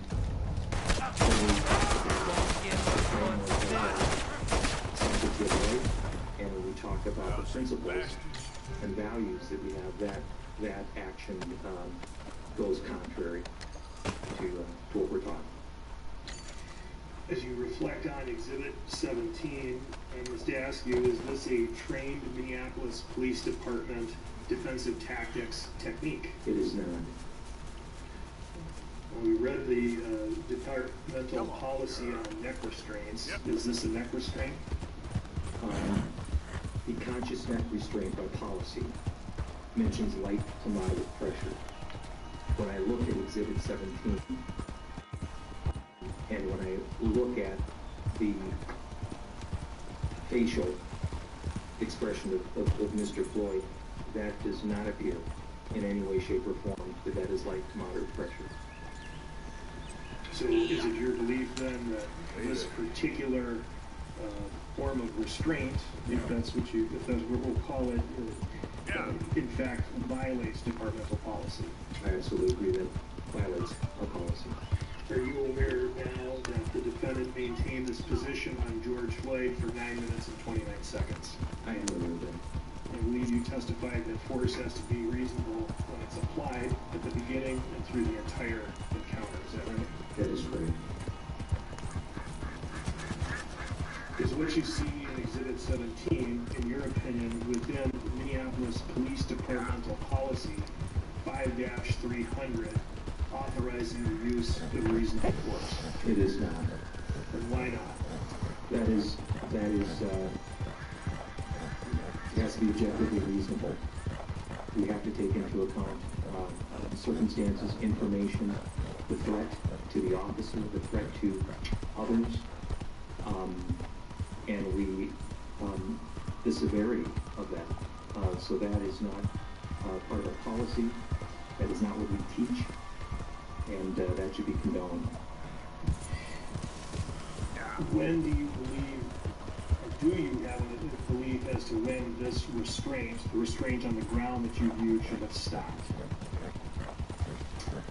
Once Mr. Floyd, and this is based on my viewing of the videos, once Mr. Floyd had stopped resisting, and certainly once he was in distress and trying to verbalize that should have stopped. There's an initial reasonableness in trying to just get him under control in the first few seconds. But once there was no longer any resistance, and clearly when Mr. Floyd was no longer responsive and even motionless, to continue to apply I always have to go through here. level of force to a person prone out, handcuffed behind their back, that in no way, shape, or form is anything that is by policy, it's not part of our training, and it's certainly not part of our ethics or our values. Sir, based on your review of the video and based on your own experience and training as an MPD officer, did you see signs during the encounter that Mr. Floyd was exhibiting indicia of being in medical distress? Yes. Yes. And you saw at one point, I think you just testified that Mr. Floyd was unresponsive. That is correct. And that officers, were you aware that officers couldn't find a pulse? Could you repeat that, sir? Were you aware that officers at the time of the restraint were unable to find a pulse? Yes, I was aware of that. And so stated. I was aware that the officers were not able to find a pulse. Yes. Did you see the defendant or any of the officers attempt to provide first aid to Mr. Floyd? I did not see any of the defendants try to attempt to provide first aid to Mr. Floyd. And did not try CPR, or did not start chest compressions? The state is leading praise. Did you see them provide any medical attention? I did not. And based on Liz observations, do you have an opinion as to whether the defendant violated MPD departmental policy 7-350 by failing to render aid to Mr. Floyd? I agree that the defendant violated our policy in terms of rendering aid. Thank you. I have no further questions at this time, Your Honor.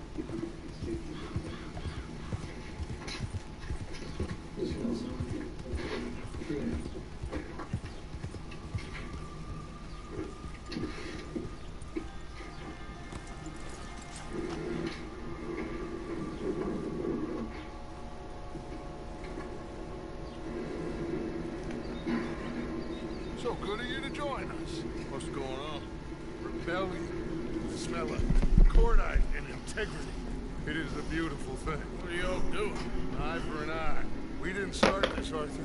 They did. We? This ain't our fact. It surely is. Whatever it is you're planning, it ain't a good idea. They want you to fight. Nobody will be killed. We're just gonna trap a few of them in the valley, disarm them, tar and feather them, and remind them to leave these boys alone. You have energy for Frank? Come on, Arthur. Just tweaking Uncle Sam's nose a little. I need you to help me.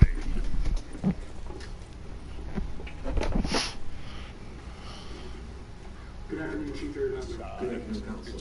Thank you for being here this afternoon and this morning. A few follow-up questions for you regarding this incident. Your determinations today are in reference to employment policies and Mr. Chauvin actions violating the Department of Employment policies. Now, as the police chief, I assume that you're not out on the street day-to-day arresting people. That is correct. Can you just give me a general sense, when's the last time that you actually, need to be dismissive, but actually arrested a suspect? It's been many years, sir. Your role as the Minneapolis police chief is sort of grander in scope, right? I mean, It's large in context and the operation of the department, yes. And part of that job is to be sort of aware of issues in policing, kind of policy changes, use of force changes, all of these things under the fall under the umbrella of your role as the chief. Agreed? Yes. And you're sort of the general in a sense, right? Formulating the plan for your police department. And delegating some of those for such more actions. Yes. Correct. They'll play drunk. When we talk about training of a police officer, you would also include the training that the Minneapolis Police Department goes through. But you may go to other trainings out of state, listen to speakers, as well as maybe a homicide detective will get permission to travel to a suspect type of a training, right? Yes. And so there is a variability within the training depending upon your role as in the police department, right? Yes. So you've got sort of your rank and file basic patrol officers, and they go through all of the trainings that you've described, the defensive tactics, medical assistance or basic medical training, crisis intervention, things that we've been talking about here today, right? Yes. And then the investigative type officers, they may go through some additional, they have to go through that training, but they may go through some additional training in terms of how to interview suspects or how to properly collect evidence, etc., unique to their role, right? Yes. And then you as the police chief or those who are in the more management or administrative side of the police department, you go to the kind of the big picture training sometimes. Yeah, that's correct. All right. So I want to review with you a few of the policies that we've already talked about today. Quick now, Arthur! Everyone into position! We can take this down for the moment here. My spotter will let us know when they're near. They're coming now. God damn. Patrol's a lot larger than we thought it was gonna be. Don't worry. That's a good thing. Okay, that's the signal. Here they come. Stay low and quiet. You sure you don't want me to man that plunger, Arthur? No, I got it. Oh, remove the weight of the world from your shoulders for a minute. Like I said, we're just going to give them a bit of a scare. First of all, I'd like to show you what has been introduced as Exhibit 216-216, which is the use of force policy and administer a little good old-fashioned humiliation. We've discussed this. Your old And I dad's know son that at the kind of very what we did a least. little earlier is we kind of jumped around from part to part. But I'd like to walk through some of these issues in a little bit more linear fashion, if we could. So you've described under policy 5.01 that the Fourth Amendment's reasonableness standard applies to the use of force in Minneapolis. Your humiliation of us has gone on quite enough. And this ain't a good idea. Put down your guns. that goes on to say that MPD employees shall only use the amount of force that is objectively reasonable. Put your hands up, soldier. Take a little humiliation and leave these fine folks alone. A concerned citizen. Correct? Yes.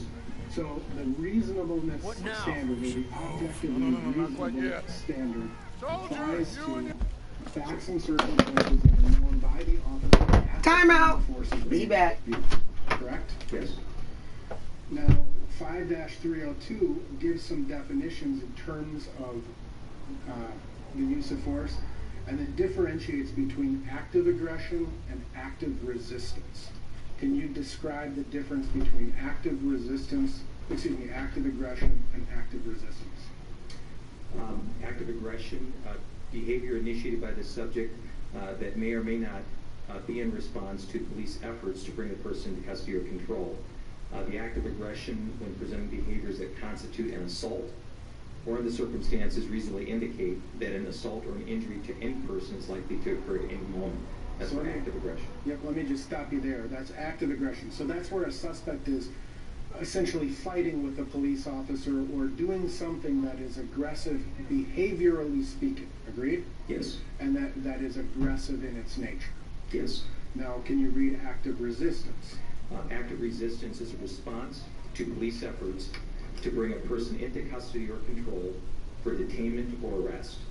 Subject engages in active resistance when engaging in physical actions or verbal behavior reflecting an intention to make it more difficult for officers to achieve actual physical control. So essentially what we're talking about here is behavior that may or may not be physical in its nature that simply makes it harder for an officer to take a person into custody. Agreed?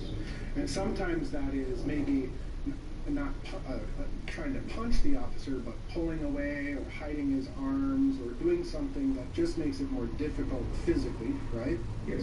And sometimes it's, you're not going to take me alive, you dirty cop. You know, like they're saying something to prevent the officer from arresting. Yes. Right? So they're using their words, they're using their behaviors. Is it common, based upon your experience, for people to enjoy being taken into custody? Do people like to be arrested? Typically not. Right. And in your experience, is it common practice for people who are being arrested to say things in an effort to try to get the officer to not arrest them? That certainly occurs, yes. My mom is homesick, I need to get home to my kids. There may be words that they use to try to convince an officer to not arrest them, right? Yes. Now, you would also agree that there is a difference between being arrested and being detained. Agreed? There can be. Right. So an officer in certain circumstances is permitted to expand the scope of the original hearing. Would you agree with that? Your friend's fighting first, soldier! Let me try. When an officer approaches a situation, let's assume that the relatively minor, is it possible that minor can grow in the scope of investigation? And it's actually quite common, correct? Yes. An officer makes a traffic stop, the speeding or something like that, smells drugs in the car, searches the car, finds a large amount of drugs, finds guns, etc. So what starts out as a relatively minor incident can turn into a felony. Right in the dick. That happens quite regularly. So when an officer, really back up a second, you agree that being a police officer is a pretty dangerous profession. Watch your goddamn mouth. All of you! Take what you I've can! never had to get in a fight with anybody in my life, in my job, right? have to move now. But in your job, it's probably more probable that that will happen. Would you agree with that? Now, talking about the use of force, when an officer approaches a motor vehicle, is that considered to be one of the most dangerous initiations of contact between an officer and a citizen? I didn't abandon it. Says take what you can. Come on, man. Exact statistics on it is certainly an encounter that officers are certainly more heightened. I know that domestic response calls can also have a sense of heightened awareness for officers, but it's certainly something that a traffic stop certainly raises an awareness for officers, yes, for their safety. And that's because that's that suspect's sort of space, right? The officer doesn't know what's in the car or in the apartment during a domestic situation. You're walking into someone else's territory, so to speak, right? Yes. And so there could be guns, there could be knives, there could be any number of instruments that could bring harm to a police officer, right? Find anything? Yes. Now, obviously, there's tens of thousands of traffic stops, and there's not every traffic stop turns violent. I'm not suggesting that, but that does happen regularly. Agreed? But traffic stops turn violent. Yes, they can. So, when we're talking about the use of force policy and the fact that we need to run the last sentence that wasn't very clear is the force used shall be consistent with current NPD policy. Agreed? Now, there's a difference between policy change and the best practice change. Do you agree with that? Sure. So there are certain times where your policy with respect to the use of force can specifically change or prohibit a particular style of use of force, right? Come on, Arthur. What's going on with your gun, bro? Effective, right? Yes. the policy changed and prohibited that, correct? Yes. And then there's a difference between, say, the evolution of defensive tactics.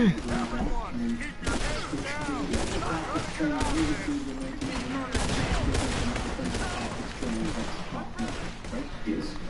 And I believe that was nearly 15 years ago, the Minneapolis Police Department started moving towards more behavior control, sort of this jiu-jitsu training as opposed to yes. physically striking to the And you represent policy or training? training.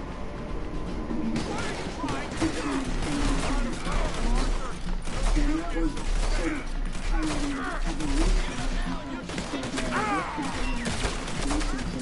that's one way it's evolved. There's too many of us. And when something changes from policy, you can't wear weighted glasses. That's it, no more. Right? Yes. But if the policy, if training That all you bitches? Where's Peta? Just may not be the best Riders from the practice. fort we need to leave. Where's Peta? Was So he killed? I pause He's just alive. to That when went you just say that about they're according learning to plan. something, I'm but trying. if it's not in I'm line trying, with our Arthur, with policy, everything I have, and I will then keep that would trying, not be and you'll keep prohibited. doubting me, and we'll keep failing. But It ain't then like you- that, Let Dutch. Look me at me. try to explain. Look at So, me. if an officer was trained in a I'm particular worried about folk. handcuffing I technique, know. and then they go to their defensive tactics training and say, this is a better way to handcuff a suspect. Where's Eagle Flash? It's Run! not a policy change, it's just a best practice change. And This they can area's still gonna use be the crawling with where they soldiers did in it. a few minutes. We gotta leave. Counselor, What about that is Eagle something Flies? that the training staff would have to, not just an officer saying, I want to do it this way, and it's something that would be authorized through our training staff. So we can talk about that kind of thing with the, Really? the use of force defensive tactics. What are you doing, horse? Flash, bruh. Place to talk. Better people to talk about that. Yes. Oh, come on. Who shot me? All right. Now, when we're talking about active Fucking Flash, bro. The fuck wrong with you, you fucking horse? things are happening simultaneously. Agreed? This area's gonna be crawling with soldiers in a few minutes. We gotta leave. Now! What about Eagle Flies? We gotta go, Arthur. Come on! We need to ride hard. Stay with me.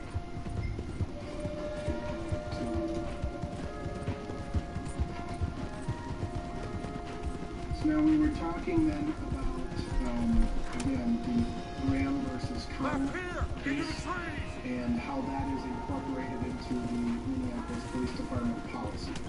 I'm showing you Exhibit Okay, 217 let's now, dismount which you here. have in front of We you. won't get the horses down this path. What we're basically talking about is the United States Supreme Court Let's decision carry on by foot, trying to outlining sell their objectively reasonable use of force standing, right? Yes. And Graham versus Connor is not limited to those three factors that we were read before, right? The Graham versus Connor analysis. Yes. Those are three that are listed, but ultimately it's not an all-inclusive list of considerations for the reasonableness of the use of force, right? And in fact, what the policy reads is that the reasonableness of a particular use of force must be judged from the perspective of a reasonable officer on the scene, rather than what the pinpointed. So you're looking at it in the instant and the moment based upon the objective standard. Right? Now it also, the policy also includes that the calculus of reasonableness must embody allowance for the fact that police officers are often forced to make split-second judgments in circumstances that are tense, uncertain, and rapidly irrelevant about the amount of force that is necessary in the situation. And that's because when officers go into a situation, kind of like what we talked about before, there can be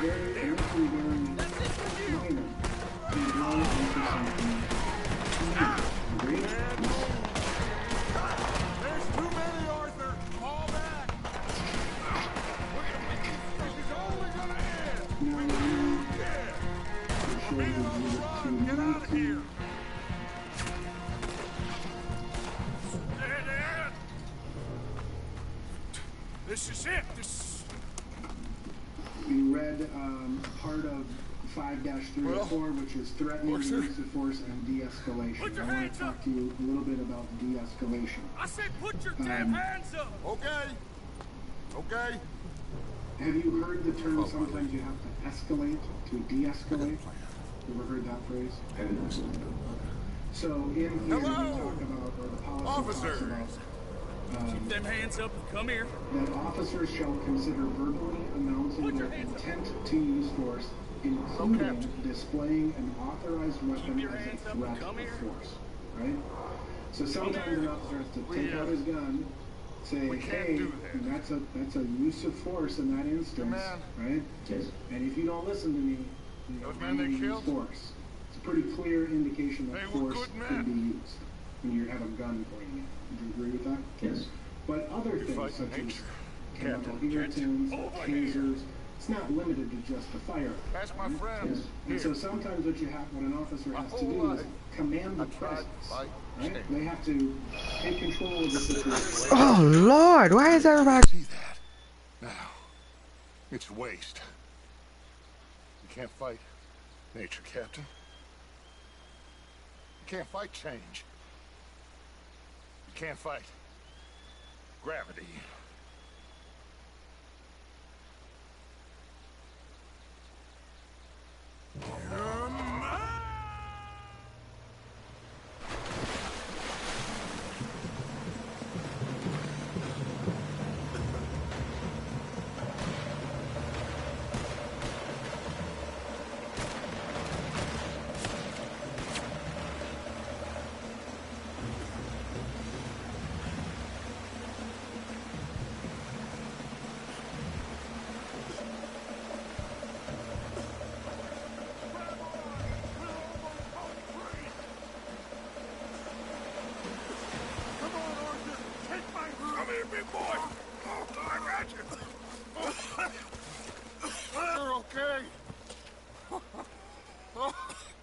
You're okay.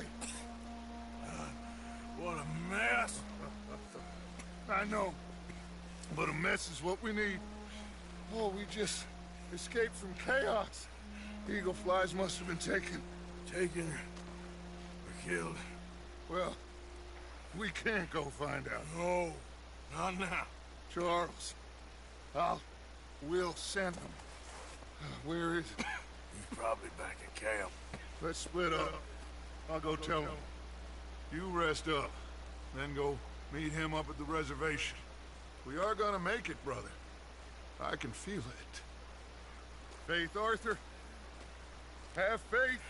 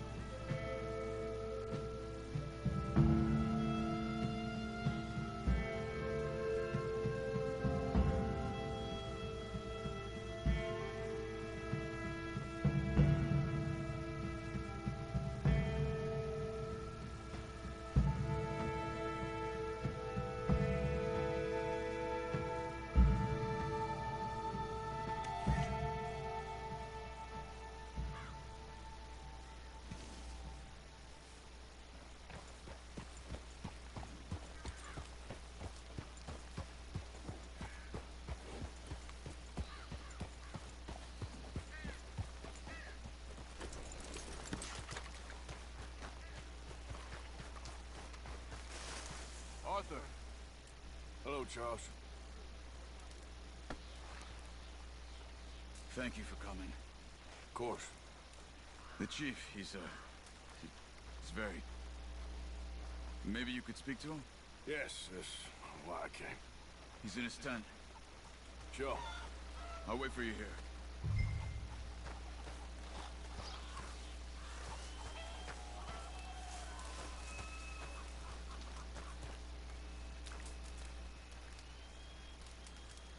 Hello?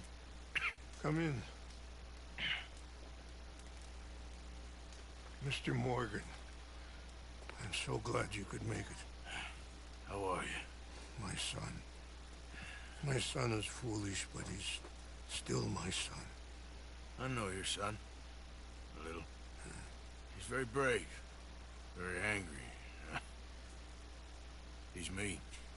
How is your father? He's dead a long time. He lived a lot longer than was good for any of us. My son probably wishes the same to me. I doubt that. I want peace.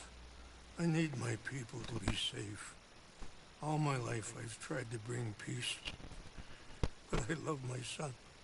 They'll hang him for treason. Treason.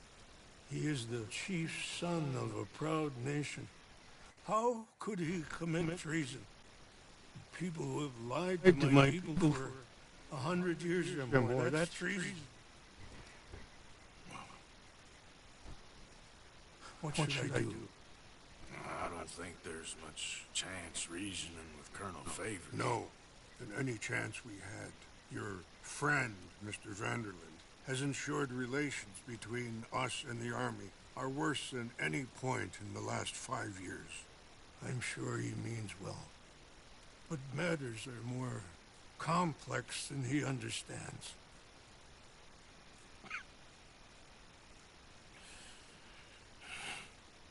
Me and Charles will try and rescue your son. No. Yes. I ain't got much to lose, and you got... I'm doing this. Charles! Where are you? Come on, let's go. We need to get his son back, of course.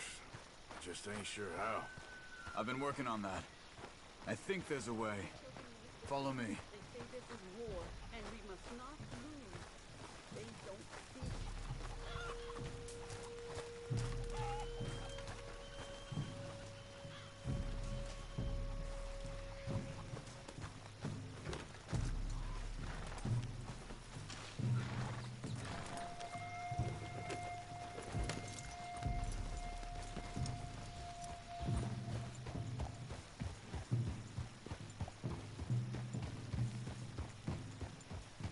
So, I've been scouting the fort.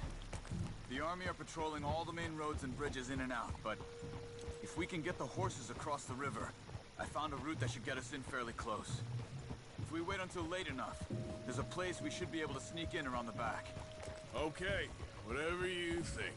I trust you. No guns, just knives and arrows. If we start making a lot of noise, he'll be dead before...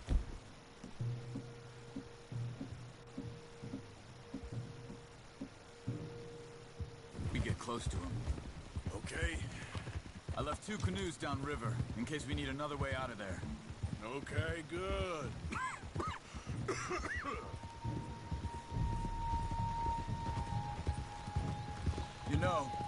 This wouldn't have happened if it wasn't for Dutch. It ain't just on Dutch. We all went along with it. He saw Eagle Flies burned hot, and he fanned the flames. He's not helping that tribe, he's helping himself. You see that, or you wouldn't have gone to Rain's Fall behind his back. I guess I just keep thinking. There must be a way to save the situation. To pull Dutch out of the place he's in. Well... Hey there! I like Rain's Fall. I don't know, Arthur. Rain's Fall is in a tough situation, and that's for Dutch. I gotta try. I own that at least. You feel that? There's rain on the wind. I know. Listen, Charles. If it goes bad in there, you get yourself out. You got more to lose. No. Come on. Don't start talking like that. I didn't tell you before, but... I saw a doctor. It's pretty bad. But it's gonna get worse. Oh, Arthur. Any day we can die. We're riding to break an Indian chief's son out of a cavalry fort. We could both die tonight. In a way, it is a gift to know. In a way, you were lucky. Sure don't feel like that. You still have time to make amends. The others, Hosea, Lenny, Sean, all them, they didn't. And what about the Calendar boys? Both killed trying to escape Blackwater? A more vicious pair of bastards than ever was. And that's all they ever were and will be. Maybe. You're lucky. You got the chance to do... You got the chance to do something better. My guess is maybe that's why you're here now. Either way, just keep your head strong. We're close now.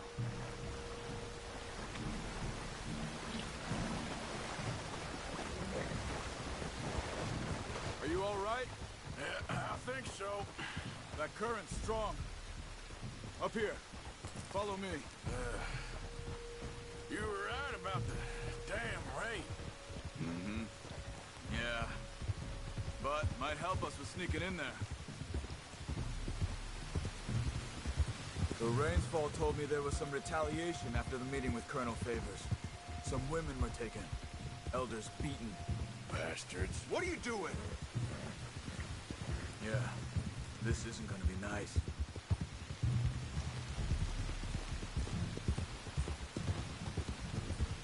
There it is.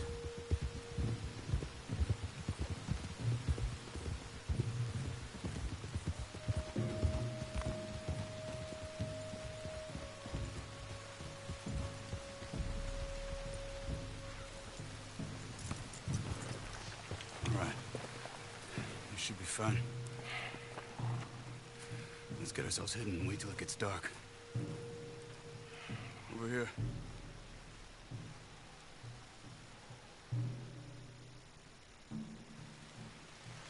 I guess this is it. I guess it is. Let's keep quiet. And try and find a way in. Main thing is that they don't hear us. You ready?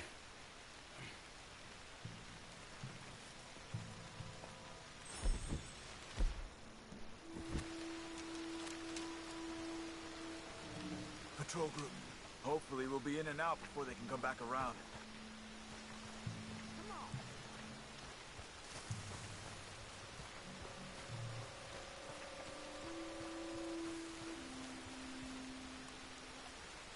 Let's deal with those two at the gate first. You take one, I'll take the other.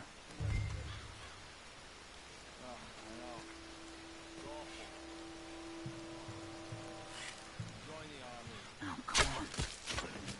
Okay, come on. Let's see if we can get around the back. Get close to the wall.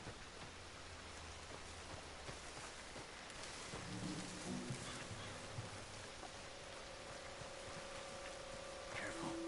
There's a guard up there.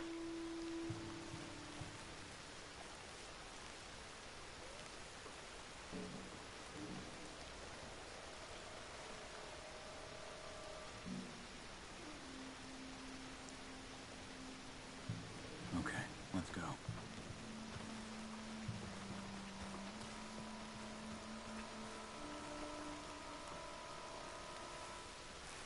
Good. Let's keep moving.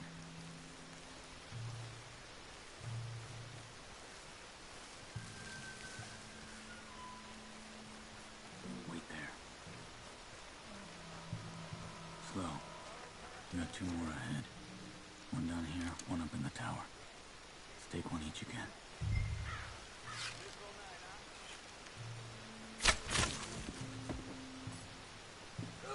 Good. Just a bit further on here.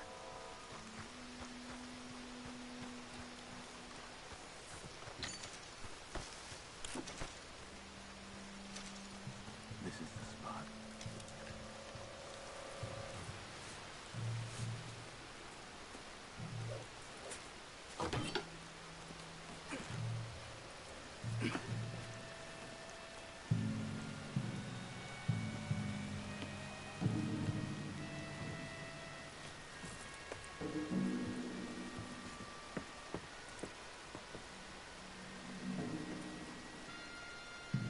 There's a guard coming.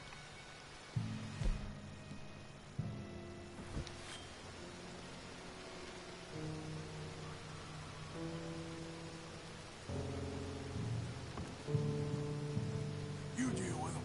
Okay. Okay, Arthur, come on.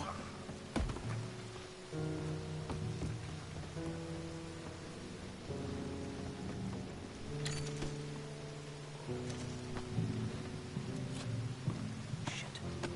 Another guard on the walkway.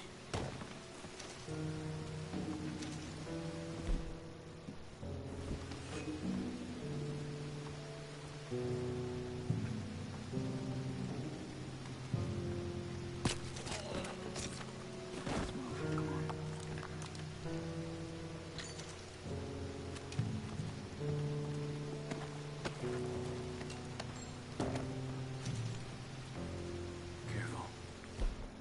Two more. One each again.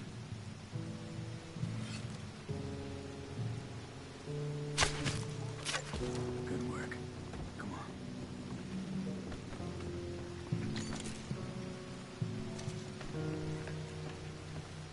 Let's go.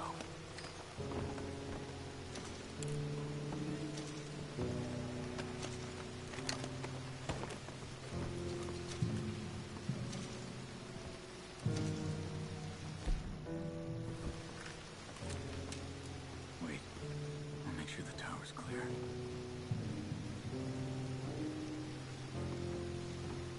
It's okay. Let's go.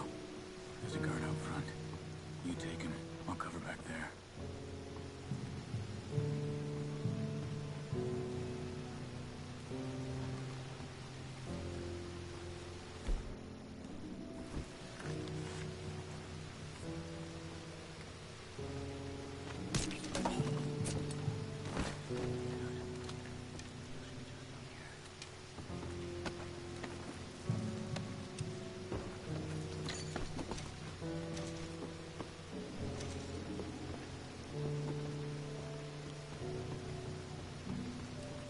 Damn it. There's more out front. Go up the tower and see if you can cause a distraction. Try to put an arrow into the lantern above that stack of wood over there. Start a fire.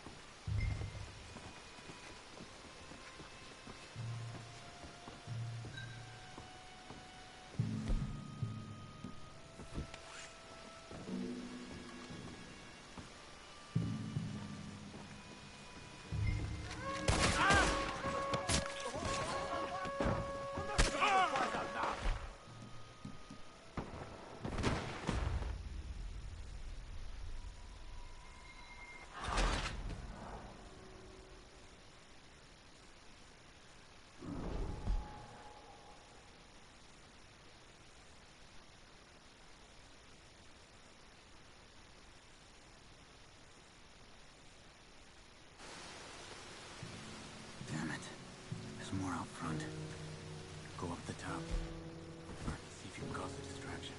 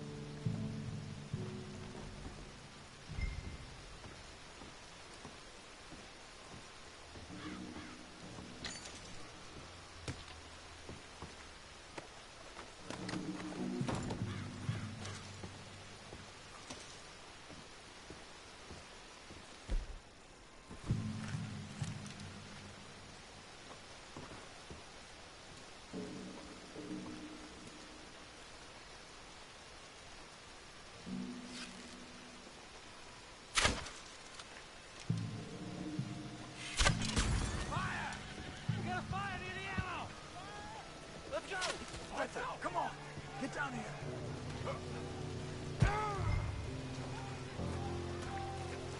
In here. Follow me.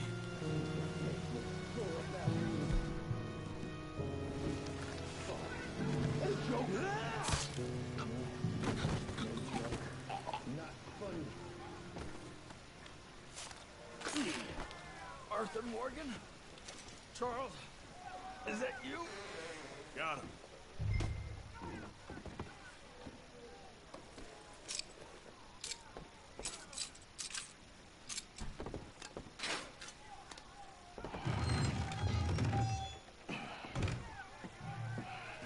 Come on. Your father sent us? My father. He told you to come and kill guards? No, he didn't say that. Of course not. You okay? Sure. Enjoy being tortured. Clears the mind. If you say so. Whoa, whoa. I'm fine, I'm fine.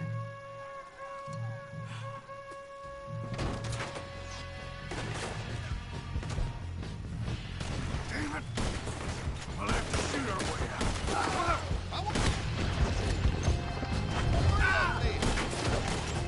Come on, move up!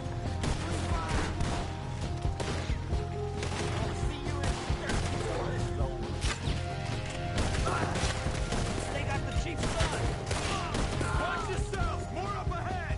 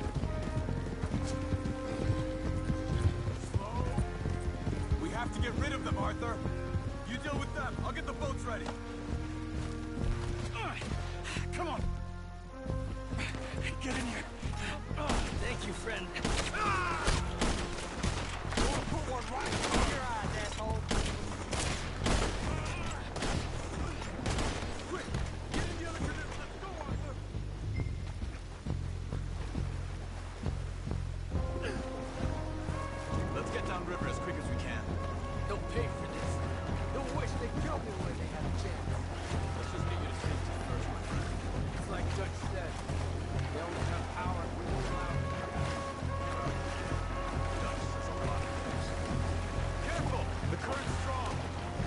This is some swell. Watch yourself. Last thing we need is one of us going in. Believe me, that ain't my plan. Look out! On the shore! They're coming after us!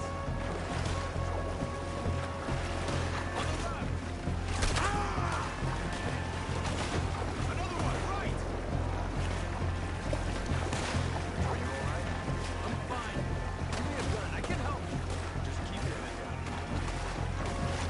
Look out! On the left!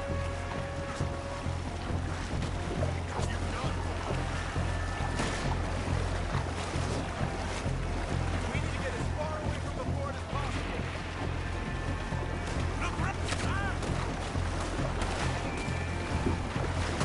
Look right!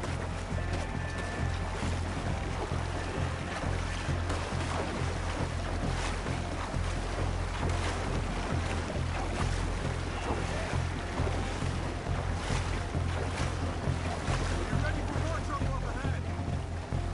Let's see if we can find somewhere ahead to pull in. They won't give up easily. Stay ready. No, I was wrong. Two more on the left. Don't kill their horses.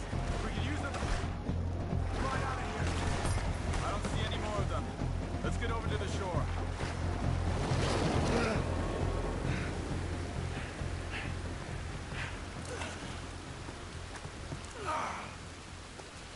I think we lost them. Come on. You okay, Arthur? Yeah, I'm right as rain. How are you? I'll be fine in a day or so. I heal fast. Colonel Favors won't be too happy with your rescue. I guess not. Yeah, there's gonna be a lot more trouble. My father, even he may have to fight. You won't win. No big fight with them. Shouldn't y'all just run away? Where would we go? I don't know. Your friend. Let me take you back to your father. Hmm?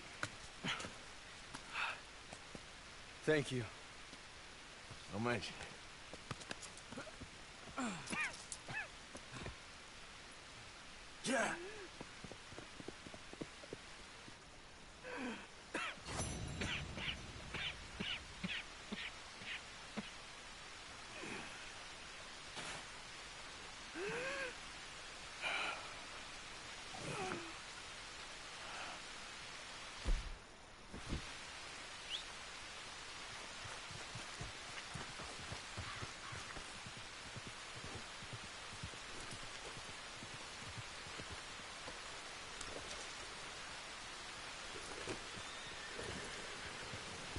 Yep.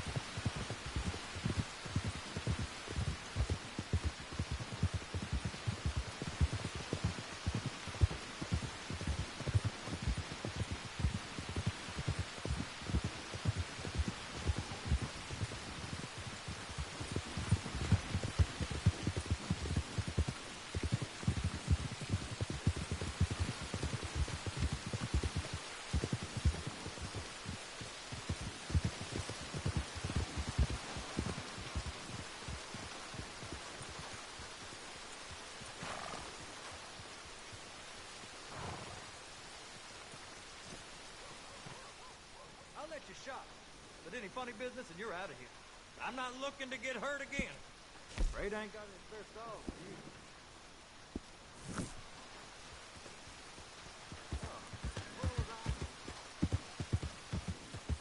Out of the way!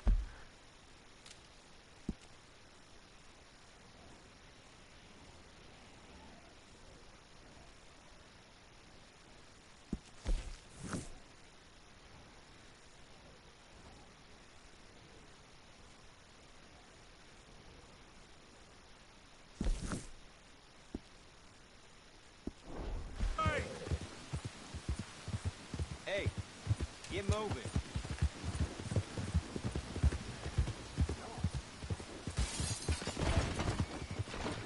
You stay away from my woman, you son of a bitch!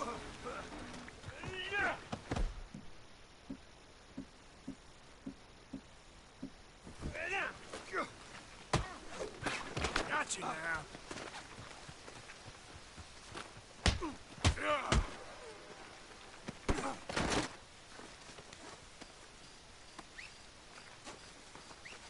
Cut these vines now!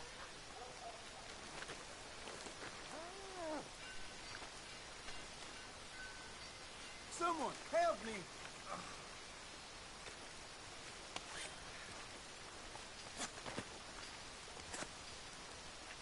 Oh, for Christ's sake! Help me, please, God!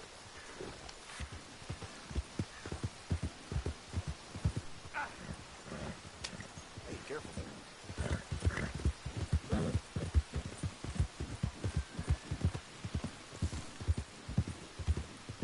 But first it was just ground beef and purees, and now he loves steak.